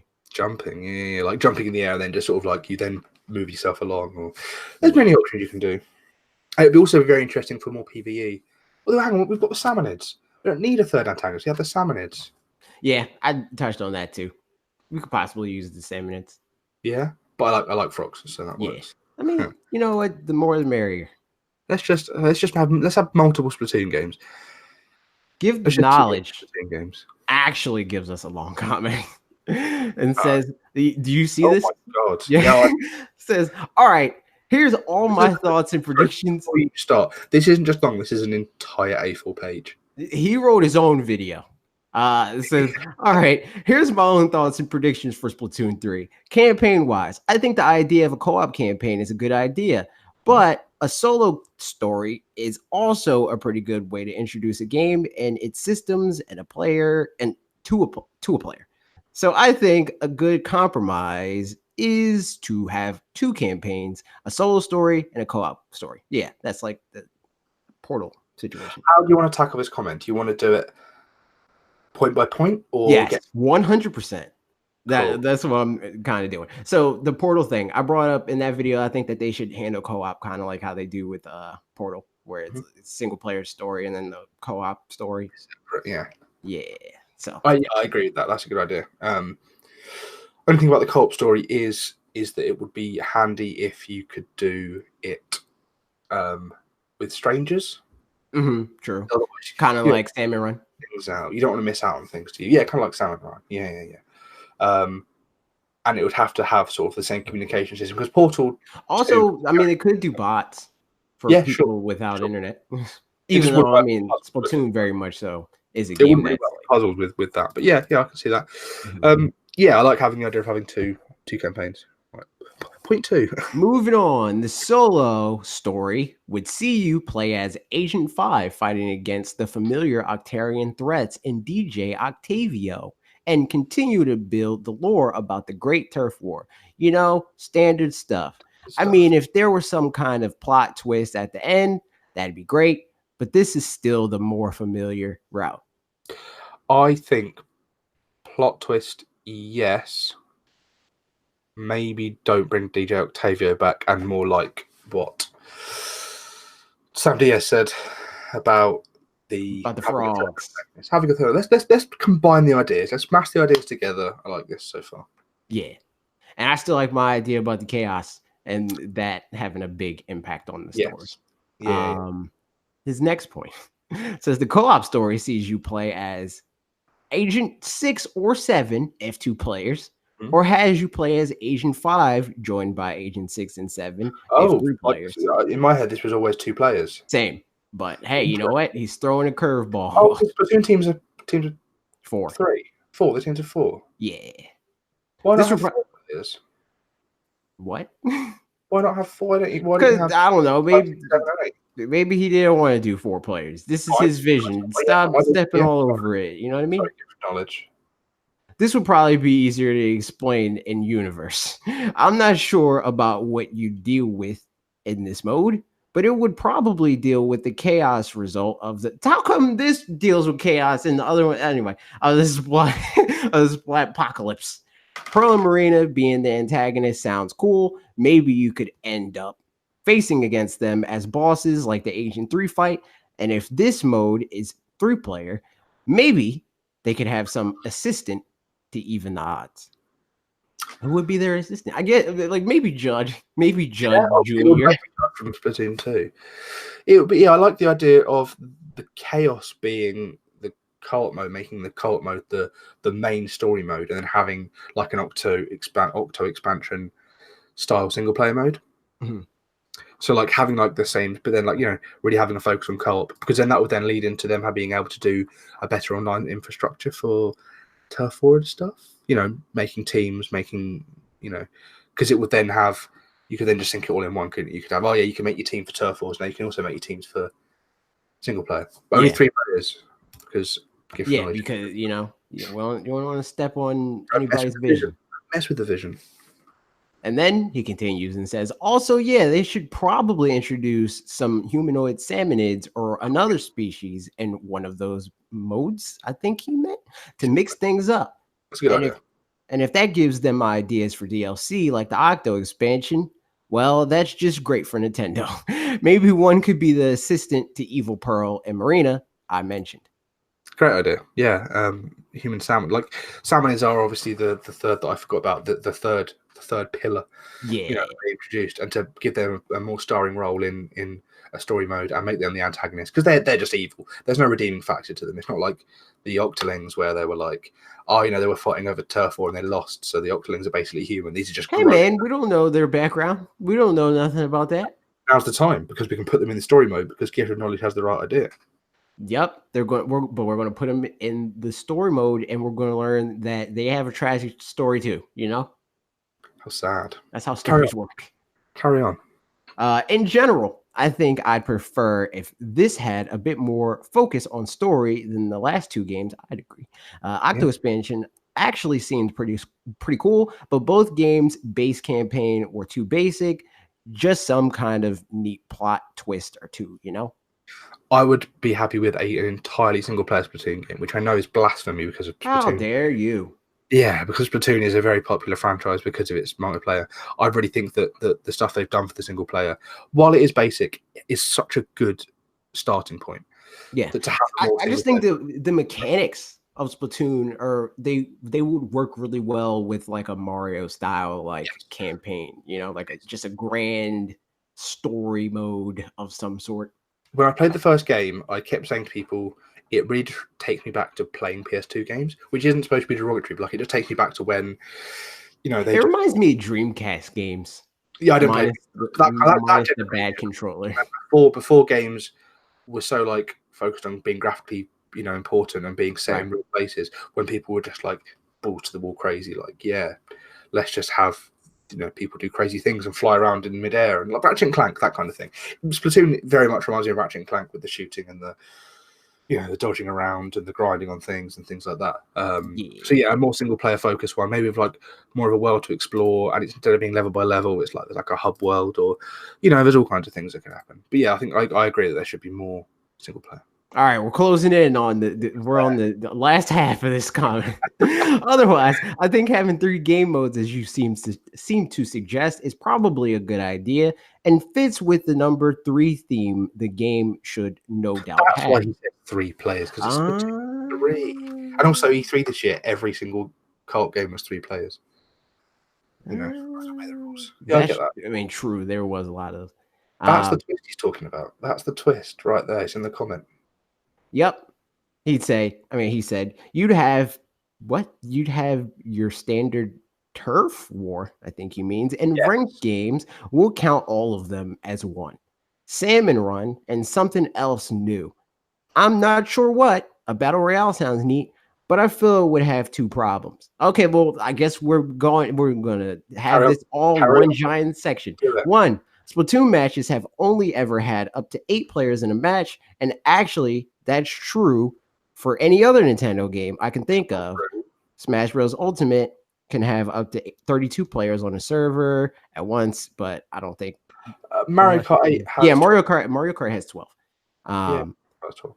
More than 8 over ever play at once. I have to wonder if Nintendo has the capacity for a huge number of players in a match when they've never dealt with that as far as I can remember. And if it would be wise for them to try. I think that the fact that third-party games have breached this number, like, you know, like Call of Duty games have been on Nintendo platforms. Yeah. So it's possible. It's just not something that they're doing. So I don't know about all that. I don't think, like, a lot of people were talking about doing DLC for Splatoon 2 and make that battle royale. I don't think that would work. I mean, it could theoretically if they gave us like a freaking 15 gigabyte piece of DLC where it's basically a game. They could do that. If they combined these two ideas, so they had like a more single player focused Splatoon 2, Splatoon 3, and by that I mean have it entirely single player and the only multiplayer mode being the battle royale, it gives them more time to focus on it, and it means every time you go online, you're jumping into a 100-player game and playing battle royale. Same with, you know, not Apex Legends, what's the Blackout? Call of Duty Blackout. Yeah. Same thing. And I don't think that they would do 100. You know, maybe like at most like 30. You know, yeah. See them doing something like that. I still being able to fit in the whole turf war element to it, maybe of being able to only move through certain colors of ink, and then being able to track people by their ink and things like that. It's still maybe having teams of 4, so that you then have less ink colors, so you're not like right. So it's not just like you have teams of 1 and some of 2 and 3 and 4, and then they all have different colors of ink. Like that would be wild. Mm-hmm. So still limit it in that way, but just make it more than just. Sorry, I rather start commenting on his second point about not being good numbers anyway. I think Splatoon is quite. We didn't even read that part. But his second point says, I'm not sure it would get good numbers anyway. we're talking about a secondary side game like Salmon Run, but Battle Royale usually needs a lot of players. Maybe they could make this work and just have really small, like 20-person Battle Royale. But I don't know how they do it. So yeah, that's my complete thoughts about what I think Splatoon 3 would be like. Very complete thought. It was very complete. But I mean, I disagree with that. I wholeheartedly disagree with that. Big IP, loads of players. Because it is a giant game. Like even by like the genre standards, you know, because like FPS, I mean, well, third person shooter, that genre, it's giant, you know, like they usually sell pretty well. Exclusive multiplayer focused game that has like 6 million players. That's pretty big, and it's Japan's biggest Switch game. More than that. I just Is it? Googled this. 8.7 million units. Wow, that's huge. And that was what, as of April. So maybe this last Splatfest could have bumped some numbers up, or you know, it's always selling in Japan. So yeah, that game is gonna cross 10 million by the time it's all said and done. Yeah, I think so too. So that's a massive franchise. There's no way in the world they can't fill a and especially if they make Battle Royale like a focus mode, there are going to be people that want to play it, people that want to, you know, Fortnite's huge because not only because it's free, but because it's jump in, jump out, play with your mates, things like that. If they can get that right in a strong IP like Splatoon, with elements of Splatoon that people like, you've just got it's a recipe for success. It's just waiting to be plucked. That's it. Yeah, 100%. That was a great comment. Thanks, Given Knowledge. That was really good. That was long. Gave you lots to think about. Agreed. I like long comments because it shows that you put just as much thought into the subject that I did. Sometimes even more. Yeah, so I like that your people, your fans, put a lot of thought in, and they like to interact and things. It's very nice. Yeah, we encourage that sort of thing here because that's the point of the video. You know, like at the end of the day, I know like everybody's going to say that. Everybody's going to say like the point of my videos is to get you to comment because like they want you to comment. But like literally, the reason why I made the show the way that it is because I want people to tell me what they think about the thoughts that I had and like the concept of the video overall. And then we discuss them. Exactly. Excellent. So I'm glad that people embrace that. It's cool. Speaking of embracing that, Grimhane completely embraced it, and he gave a long comment, but it's not as long. So Grimhane, you know what? Grimhane, you gotta step it up. You know what I mean? Because Gives Knowledge over here is breaking you over the coals. Wiping the floor with you, I'm afraid, Grimhane. Rip Grimhane. But Grimhane says, I don't like seafood. It's too briny. I have Splatoon 2. I have no idea how many hours I have in, but it's probably less than Zelda or Super Mario Odyssey, despite getting them within a relatively short period of time and not going crazy in either Breath of the Wild or Odyssey. I didn't get all the seeds nor all the moons. I almost said moods. I don't know why. For example, what would get me to even think about getting Splatoon 3? And let me be clear right now. They could announce it at $10 and I wouldn't touch it. Is a much improved single player mode. Yeah. We're talking even more than the difference from Splatoon 2 to the Octo expansion. I want a fully fleshed out single player game. In addition to that single player modes, which teach you the objectives of the various multiplayer modes. I've gone into detail on this before, and I really don't think it's a complicated concept. Teach me how to do what the mode wants me to do in an environment which doesn't rely on friends coaching me through it, so that when I play with them, I don't feel like a total anchor aside from my actual skill in the game. With Splatoon 2, I feel like an anchor because I don't know what to do outside of a turf war. And because of that, I don't like playing, which of course impacts my ability to improve. The whole thing becomes a downward spiral, which leaves me dissatisfied with the game. I'm jumping in there because that's a good point. The ranked modes for such a large focus, really do just feel like tacked on. Not that they're not supported, they don't make new ones, but they don't teach you how to play them really. Mm-hmm. And it's like something that's quite a high skill level. They're very unique. Right. It's not like because they have missions in the single player for turf war, Yeah. basically. But they don't do, and that's like the easiest thing to understand is turf war. Like you don't even have to understand combat in Splatoon to be good at turf war. When the game first came out, Splatoon 1, that is, there was only turf war. That was it until we reached a certain level cap. I'm pretty sure that's how that worked. Yeah, it was only turf war. That sold a game was turf war. and yeah, to some people, that's all it is for this reason. Yeah, the reason the game is more turf war than ranked to me is because of the multiplayer options. The fact that I can't leap into a ranked mode with my mates. Which is like a complicated thing because it's like turf war is the easiest to just jump into a game with. And I don't mind playing against my friends in turf war because it's like, haha, you lost. Yeah, oh, well, true. On to the next one. Whereas ranked is but like, I know Bob, he doesn't like Splatoon as much or at all, I guess, because of that. Like because of the fact that he can't be on the same team as me all the time. Because he's trash. Really, that's why though. Because he's trash and he wants to win.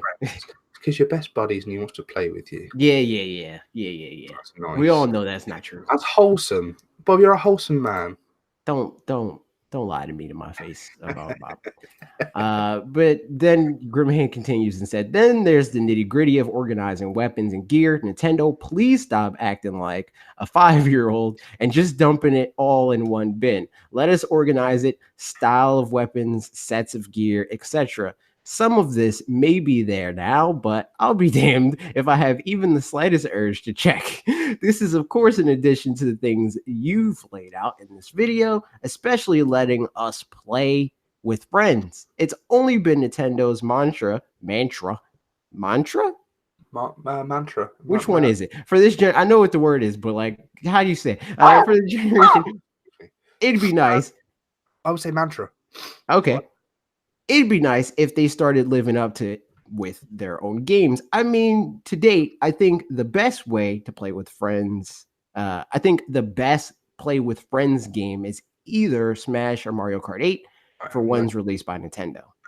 And yet, those still have pretty basic flaws in their online play. True. Though Mario Kart 8, I feel, does a better job overall with online play. This is true.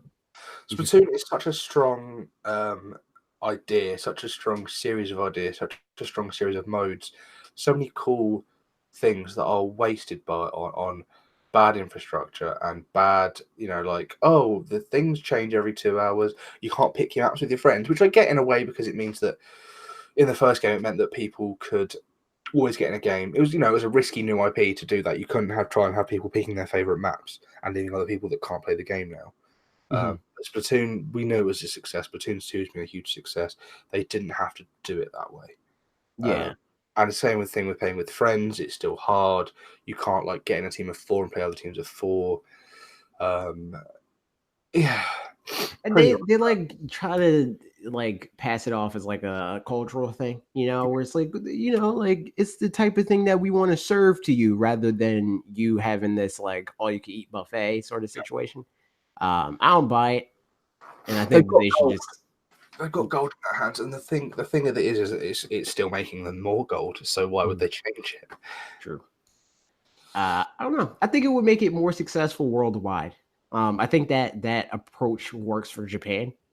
Yes, it's sold mostly in Japan. Isn't it? Yeah, but if they allowed more customization and like let people play the way that they want to play, I think it would resonate more. Absolutely. In other countries. So now we're on to shorter comments that are just about fish mostly, or seafood. Comments. So James Malpus, is that how I say that? That's how I'd say it. Says, I love some fish and chips, but also give me all the sushi. James, I agree with you. I love fish and chips too. It's in my blood. It's in my heritage. I don't know where you're from, James. Clearly he's from the UK because you like fish and chips, then I'll thumbs up to you. Is this the guy that had to explain fish and chips? Yes, 100%. Yep. That's why I pulled this, because I was like, I have a resident expert on the podcast. Might as well talk about this comment. James, thank you very much for that comment. It's the only thing that's made me realize that we are better than the US. That's just perfect. Thank you. So is it sour cream and onion chips, sour with fish and chips? Is You barbecue need chips? You need to stop butchering our language. Mark Andrews Oh, go on. said, "Hey, I like this video as much as I like prawns a lot." So I'm going to assume he's also from like the UK. Because you guys say shrimp, right? No, because we don't just like like prawns are a thing, but like I think that's pretty much just like the big ones. Yeah, prawns is pretty, across the board. Everything that is basically a prawn, a shrimp is a prawn. Yeah, it probably is a UK comment. Hi, Mark Andrews. It's a very British name, classic British name. There we go. I can eat prawns. I eat prawn cocktail. I'm not a massive seafood fan, so same. Now, see, this is a perfect segue into some dude named Parker Lark. I don't know who that is. Says, quote, "Do you like seafood?" unquote. It's a hard question to answer. I probably fall in the same camp as many where it'd be a bit too broad to say 100%. I like most fish, but I don't love crab/lobster. And I don't really want to try mussels/oysters, etc. As far as my favorite, though, salmon is great. Sounds pretty good. I'll eat salmon. Fish tacos are also delicious. Never had a fish taco. I've got a hint, by the way. If you ever want to read a comment in Parker's voice in your head and you're struggling, imagine like Kermit the Frog saying it, and then it's nearly Parker. Like really nearly Parker. Like in my head, I was like, I'm not going to attempt to do his voice, but it made me feel like Parker was still with us by reading that comment in Kermit the Frog's voice. Rip. Yeah, I agree with you. I don't want to try mussels and oysters. I don't really like crab and lobster that much. I'm not that big on fish. I like cod. I like hake. I like haddock. I hate steak. This is the thing that, and I replied to this comment before. I don't know about it being a hard question to answer, because like if you don't like seafood, you know you don't like seafood, and there's like a overarching thing of like seafood has like this like seafoody taste. Yeah, it's very much so seafood. Like they all have like a through line of flavors. There's differences, obviously, but there's a through line for sure. Yeah. So I think generally, if you're to the point where it's like it's really broad, you like seafood, like because most people that don't like it just don't like. They don't want to deal with it. Don't like, but you probably like seafood as a whole. Yeah, I mean, no, I don't like it as a whole, but I like parts of it. But yeah, no, you're wrong, Parker. Also, we're not talking about Parker's video, but Parker fabricated lies on his video. It didn't happen. And he said he put a comment. It's former President Obama. So not the President Obama that exists, but the one before him. It says, "Wow, Parker, that was the best video I've ever seen in my life. Thanks for what you do. Best of luck at being the gamer of the century." Gamer of the century. This coming from the guy that has been playing games with us for forever. Yep. We've been playing games for years now at this point. How many games we played thousands of hours of games, Max. And Parker hasn't played a single one. I have never once played a game with Parker. Never saw Parker play a game. No. Does he even play games? Does he even know what a game is? And he talks about hardware. Never seen him play a game. Never saw him play a game. Not a single time. I went to the Q&A. Striker XL. It wasn't. Who's Parker's best friend? Says, "Oh no. Well, yes, but no." Says, "Oh no, we didn't ban Parker because everybody Parker rip Parker." People really want Parker. What this comment has done here has made me feel really unwelcome. How dare you make Max feel unwelcome? Can't believe it. Do you know, I saw this comment because it was on the Discord, wasn't it? Yes. You said, "Oh yeah, Robert Max from LootPots. What questions do you have?" Then I saw this directly underneath it was just, "Oh no." Wow. Damn, Striker XL, you've just ripped my feelings. Oh man. Now you're going to turn Max into a supervillain Spider-Man style. Yeah. I'll be the Dr. Doom to your fanatixfour. Grimhane says, "With the shadow drop of Doom 1 through 3 on Switch, do you think we're going to see an update?" Oh, this is who said it, not Parker. Yeah, okay. I did think I'd seen this, but I thought it wasn't on Parker's one. Okay, and Bethesda games coming to Switch. Answered it. Yes. I mean, I never thought, like, I wouldn't say uptick, because I think that Bethesda always is thinking in the back of their head, can we put this on Switch? Like, I think they're one of the only studios that actively thinks They've that. been very consistent as well. Like, For sure. out and they've gone, this is on Switch. This is They're easily the most supportive third party. American third party. Yeah, but Very like, we don't count Japan, because real. like it's not a choice for them, really. Because like, what are you going to do? Not put a Japanese game on the biggest Japanese platform? That doesn't make any sense. Yeah. Okay. Yeah, you're right. Also, he continues and says, why didn't you take advantage of the Minecraft co-stream to stream on Twitch? It was a disaster. I got to figure out what's going on with my computer. It's a whole thing, because like, apparently, according to Elgato, I have the recommended specs, but my computer acts real dumb when I stream stuff and also have Discord open. It's a nightmare. I don't know what a Minecraft co-stream is, but why don't you plug it so that we streamed Minecraft yesterday? Well, but Thursday on twitch.tv/fanatixfour, Wolfden, and Madry Bread. Oh. Also, that Cyber channel, I'd assume. It might be Guy. I think it's channel, though, on Twitch. It was fun. We had a good time. So we'll probably do. We're definitely going to do it again. I don't know if I'm going to stream my perspective, because it's a nightmare. I probably got to buy like a. I'm probably just going to buy like a PC just to stream, because I don't like Windows, but it's a necessity only for streaming. I can play some Minecraft sometime if there's a space. I don't want to tread anyone's toes. But I mean, there's space in the game. I don't know about the stream, though. Well, there's space in the stream, but like for the squad stream thing, because it's 4 people. But we could see if you could join the game. You'll just stumble upon my world I've been building for the last like hour. You've been streaming. There's nice little house. Yeah. We got our own world. Dan built a nice big old house, and I have a room and has windows. we got tables on our roof. We made a nice old big old cake, and Dan got offended because I brought an apple. Or maybe that was Madry Bread that got offended. Somebody got offended that I brought an apple, but like, it was just in my hand. You know what I mean? These streams need to be put on YouTube so people can watch them back, unless they are. In which case, go on Twitch. Watch Twitch. the archive, twitch.tv/Wolfden or Madry Bread. Probably Wolfden though, because that's easier to spell. Yeah. And then Grimhand continues and says, what's up with this slanted hype machine from Nintendo? They plastered certain games, Fire Emblem, for example, all over social media for months before it dropped, but they barely whisper about other games even within 2 months of release, specifically Daemon X Machina.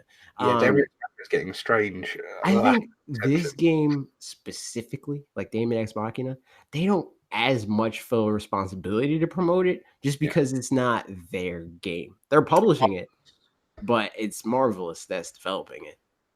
So yeah, it's interesting. It's a game that comes up at every E3 and Direct and stuff, but maybe they don't want to confuse the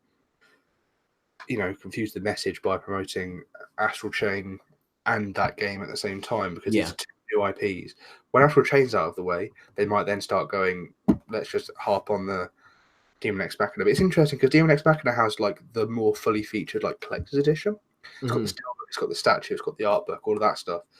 It's interesting that they haven't, they're obviously putting their marketing money into different places. It could also be that it could be just a strategic thing with like the quality of the games, because like, they have mock reviews and stuff like that before actual reviews come out. So they know like how people are going to receive these games. Maybe they just have more confidence in Astral Chain than they do Daemon X Machina. Maybe it's to do with niches as well. Maybe certain games are too niche to give wide marketing, like they have Fire Emblem, which is, proven itself to not be a niche. Right. Like it went from being like a D-list Nintendo franchise to be an A, easy. Yeah, definitely. Sorry, if it sounds like I'm like not able to talk, my nose is really filling up. My sinus is already blocked right now. Man, you're just in shambles. You're sitting in the heat of the heat wave, and now you're sick. Brick building. All right, you're going to be the next Rip. You know what I mean? Rip Max next week. Yeah, Rip me. So from Twitter, I'm just going to say people's Twitter names because it's just easier that way. And hey, you know what? If you like their question, you say this sounds like a cool person. You can follow them on Twitter. Give them a follow. 72107 spelled SE7EN2107 says, "Why did you murder Parker? What did he do?" You know what? Parker made that decision for himself. Don't put that on me. Don't implicate me in this. He left himself. He went out for a pack of smokes. Jesus Christ. I came back. What he said. That cyber guy, who's also Dan, who also streamed the Minecraft stream, you should subscribe to him on all the things. Said, did Parker finally die from his theoretical love of pears? Turns out Parker's allergic to pears, so all that that's perfect. Proper. He really did just sort himself out by last week bragging about his love of pears, and then anaphylactic shock got him. Boom, gone. Rip, dude. You should have stuck to your favorite treat snack or whatever you called it. Bring your EpiPen away. At Parker Deal, some dude, I don't know who he is, says, how do you live with yourselves? Also, what is your greatest achievement in gaming? I live with myself in a way that you don't, by being alive. My greatest achievement in gaming is getting Pokemon Trainer into Elite Smash. What's up? What is my greatest achievement in gaming? I'm probably going to say it's that when what was that game that that one time that you beat me in Smash? Did you beat me in Smash Brothers? No, I never beat you. Why would you use that as an opportunity to brag about how you knew what you were doing? It's probably when Gato Robosso came out. I found that secret, and I was like, "This is mental." And I posted it on Twitter, and was like, "Dude, like the guys, am I the first one to find that?" And they were like, "Yeah." And I was like, "Cool." And they were like, "But did you find the other one?" And I was like, "Oh, you mean this one?" I showed them a picture, and they were like, "Yeah, you're the man." I was like, "Yeah, I know. I think that probably is one great achievement in gaming." I don't know. Probably Pokemon related or something. I don't know. Like I said, Pokemon Trainer Elite Smash, and also beating Max. Oh yeah, exactly. I'm world renowned for being good at Smash Brothers. Obviously, I mean you were talking a big game. You were like, I'm pretty good at Smash Brothers. My mouth's bigger than my hat. Like, oh yeah, you're good at Smash Brothers. Well, let's fight. What a weird sentence. My mouth is bigger than my hands. That's terrifying. Eric_Henley on Twitter says, why does Parker at Parker Deal have the best food opinions?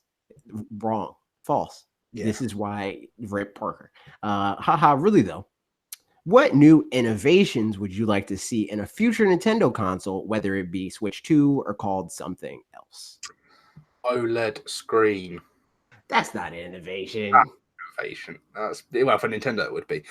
What innovation would I like to see in a future Nintendo console? That is a very good question. Not my job to know what innovation is it? Like that's what the point of innovation, right? That's true. I want it to be something akin to motion, where it's like it makes certain games work better. Like Splatoon, like motion in Splatoon completely changed how I think about shooters. Because before I was like, I don't care about shooters, but now if they have motion aiming and it feels like Splatoon does, I'm down. Me was Metroid Prime 3 on the Wii. I haven't played that much of that game. I never owned it. Played a little bit of it at a friend's house, and that's it. But I'll play it when they release it on Switch. Yeah, good one. Innovation. How dare you?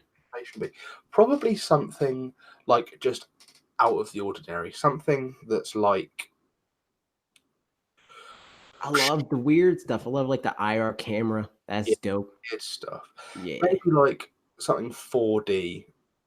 Like the IR camera, like geolocation, like a light sensor. Like, do you remember that Golden Sun? Was it Golden Sun?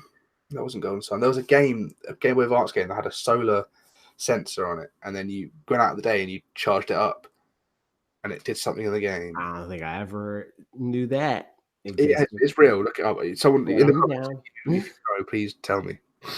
Tell us in the comments so we know what the game is that he's talking about, please.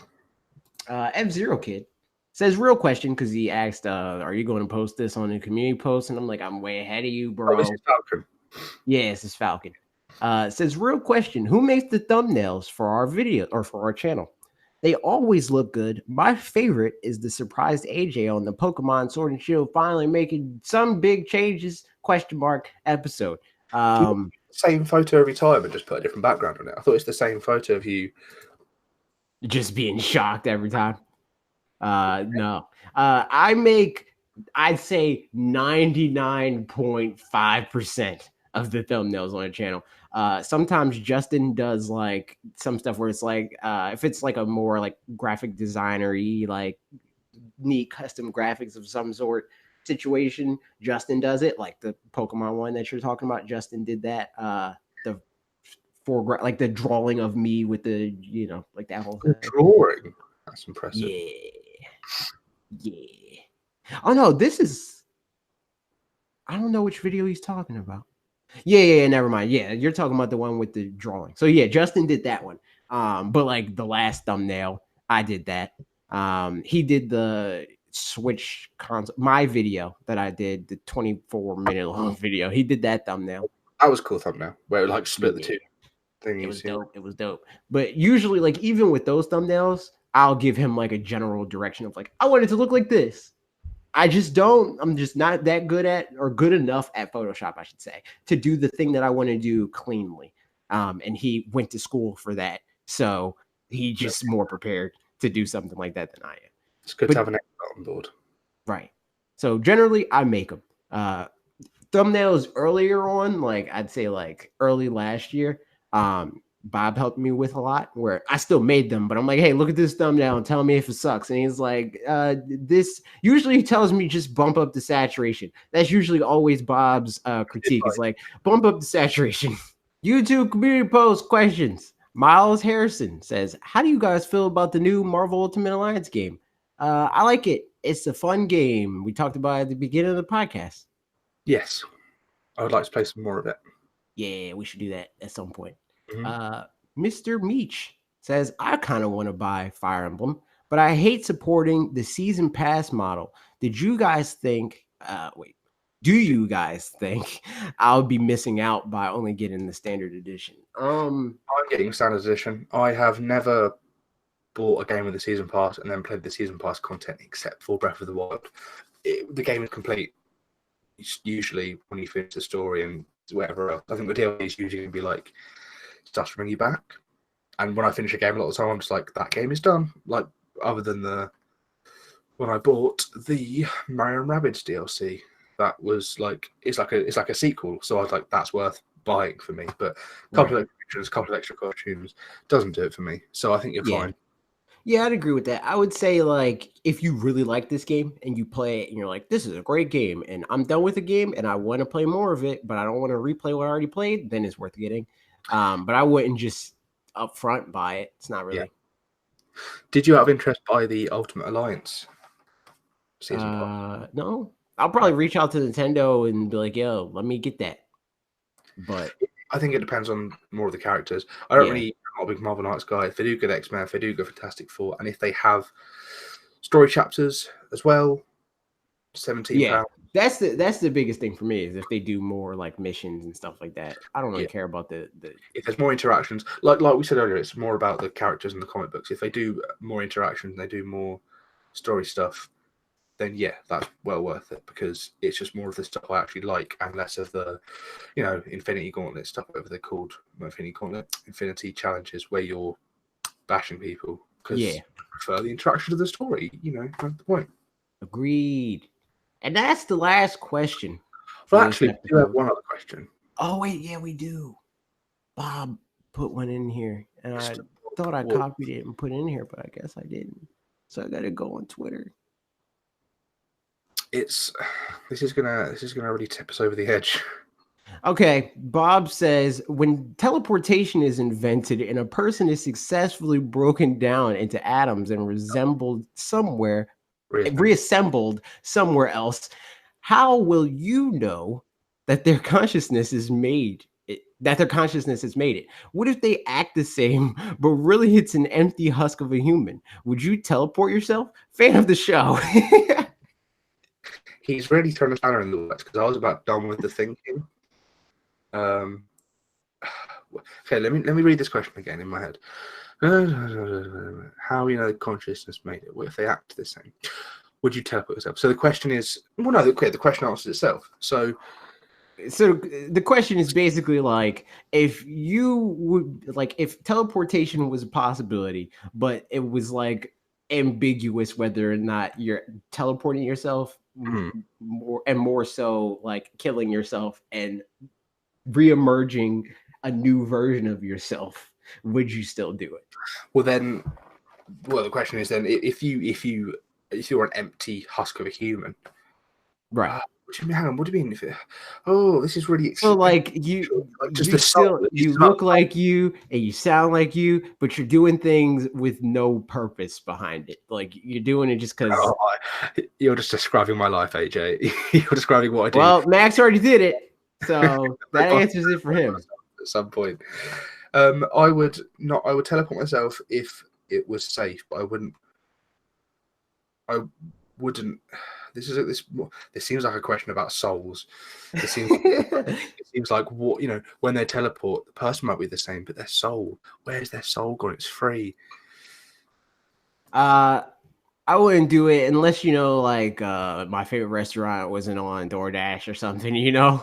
Like like man, I really like my soul, but I want some Shake Shack or something. Well, perhaps it'd be handy for like, oh yeah, I'll come play a quick game of Smash Brothers, and I'll come over there because I don't actually need a soul for you to beat me at Smash. True. Also, E3, like you save a lot of money on E3 if you could just teleport there.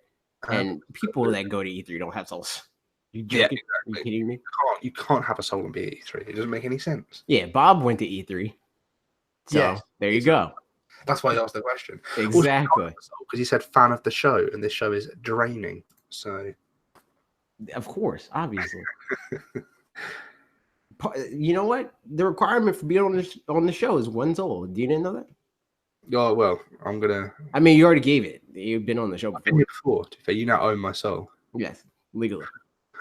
Written in contract. Thanks for the comment, Bob. You'd really messed with my head just before bedtime. Thanks, Bob. Talk to you on Sunday. Tell him I said bye. Max says bye. That's it for this show. Max was here. Max will not be here next week because Rip Max. Yeah, I'll be back next week. But before I do explode into a million pieces and disappear into the ether, like teleportation works, check us out on LootPots.com and visit our YouTube channel, LootPots.com, where we have a corny video by Pixelpar that is a massive 47-minute breakdown of the Breath of the Wild 2 trailer. A lot of effort put into it, a lot of detail. Cool logo thing that was on there. I thought that was cool. Who did that? Huh? Who did that? Who made that? Pixelpar did that one. Did that himself. Dope. Strong. It was dope. This is a good video. Already 47 minutes long. There's also a new Dream Daddy Let's Play series. It's just gone up where Steve and Pete play the game and have a lot of laughs together. It's a lot of fun. They're going to be doing that for the next foreseeable future. We have our own podcast. It's less interesting than this one because I'm not on it. But we have our own podcast, and that's good. Yeah, check us out, lootpots.com. Follow us on Twitter. Follow me on Twitter, @MexLWright. And I'll come on again soon and discuss all of the favorite things about some Nintendo Switches. Yeah, that's the show. I hope you enjoyed it. You can follow me on Twitter @AMcCraeJR. It's linked in the description, all that cool stuff. Check out the description. The description has great information. It'll keep you informed. If you didn't watch our videos from this week, you should check them out at youtube.com/fanatixfour and do all the housekeeping stuff that I mentioned in the beginning. Okay, goodbye.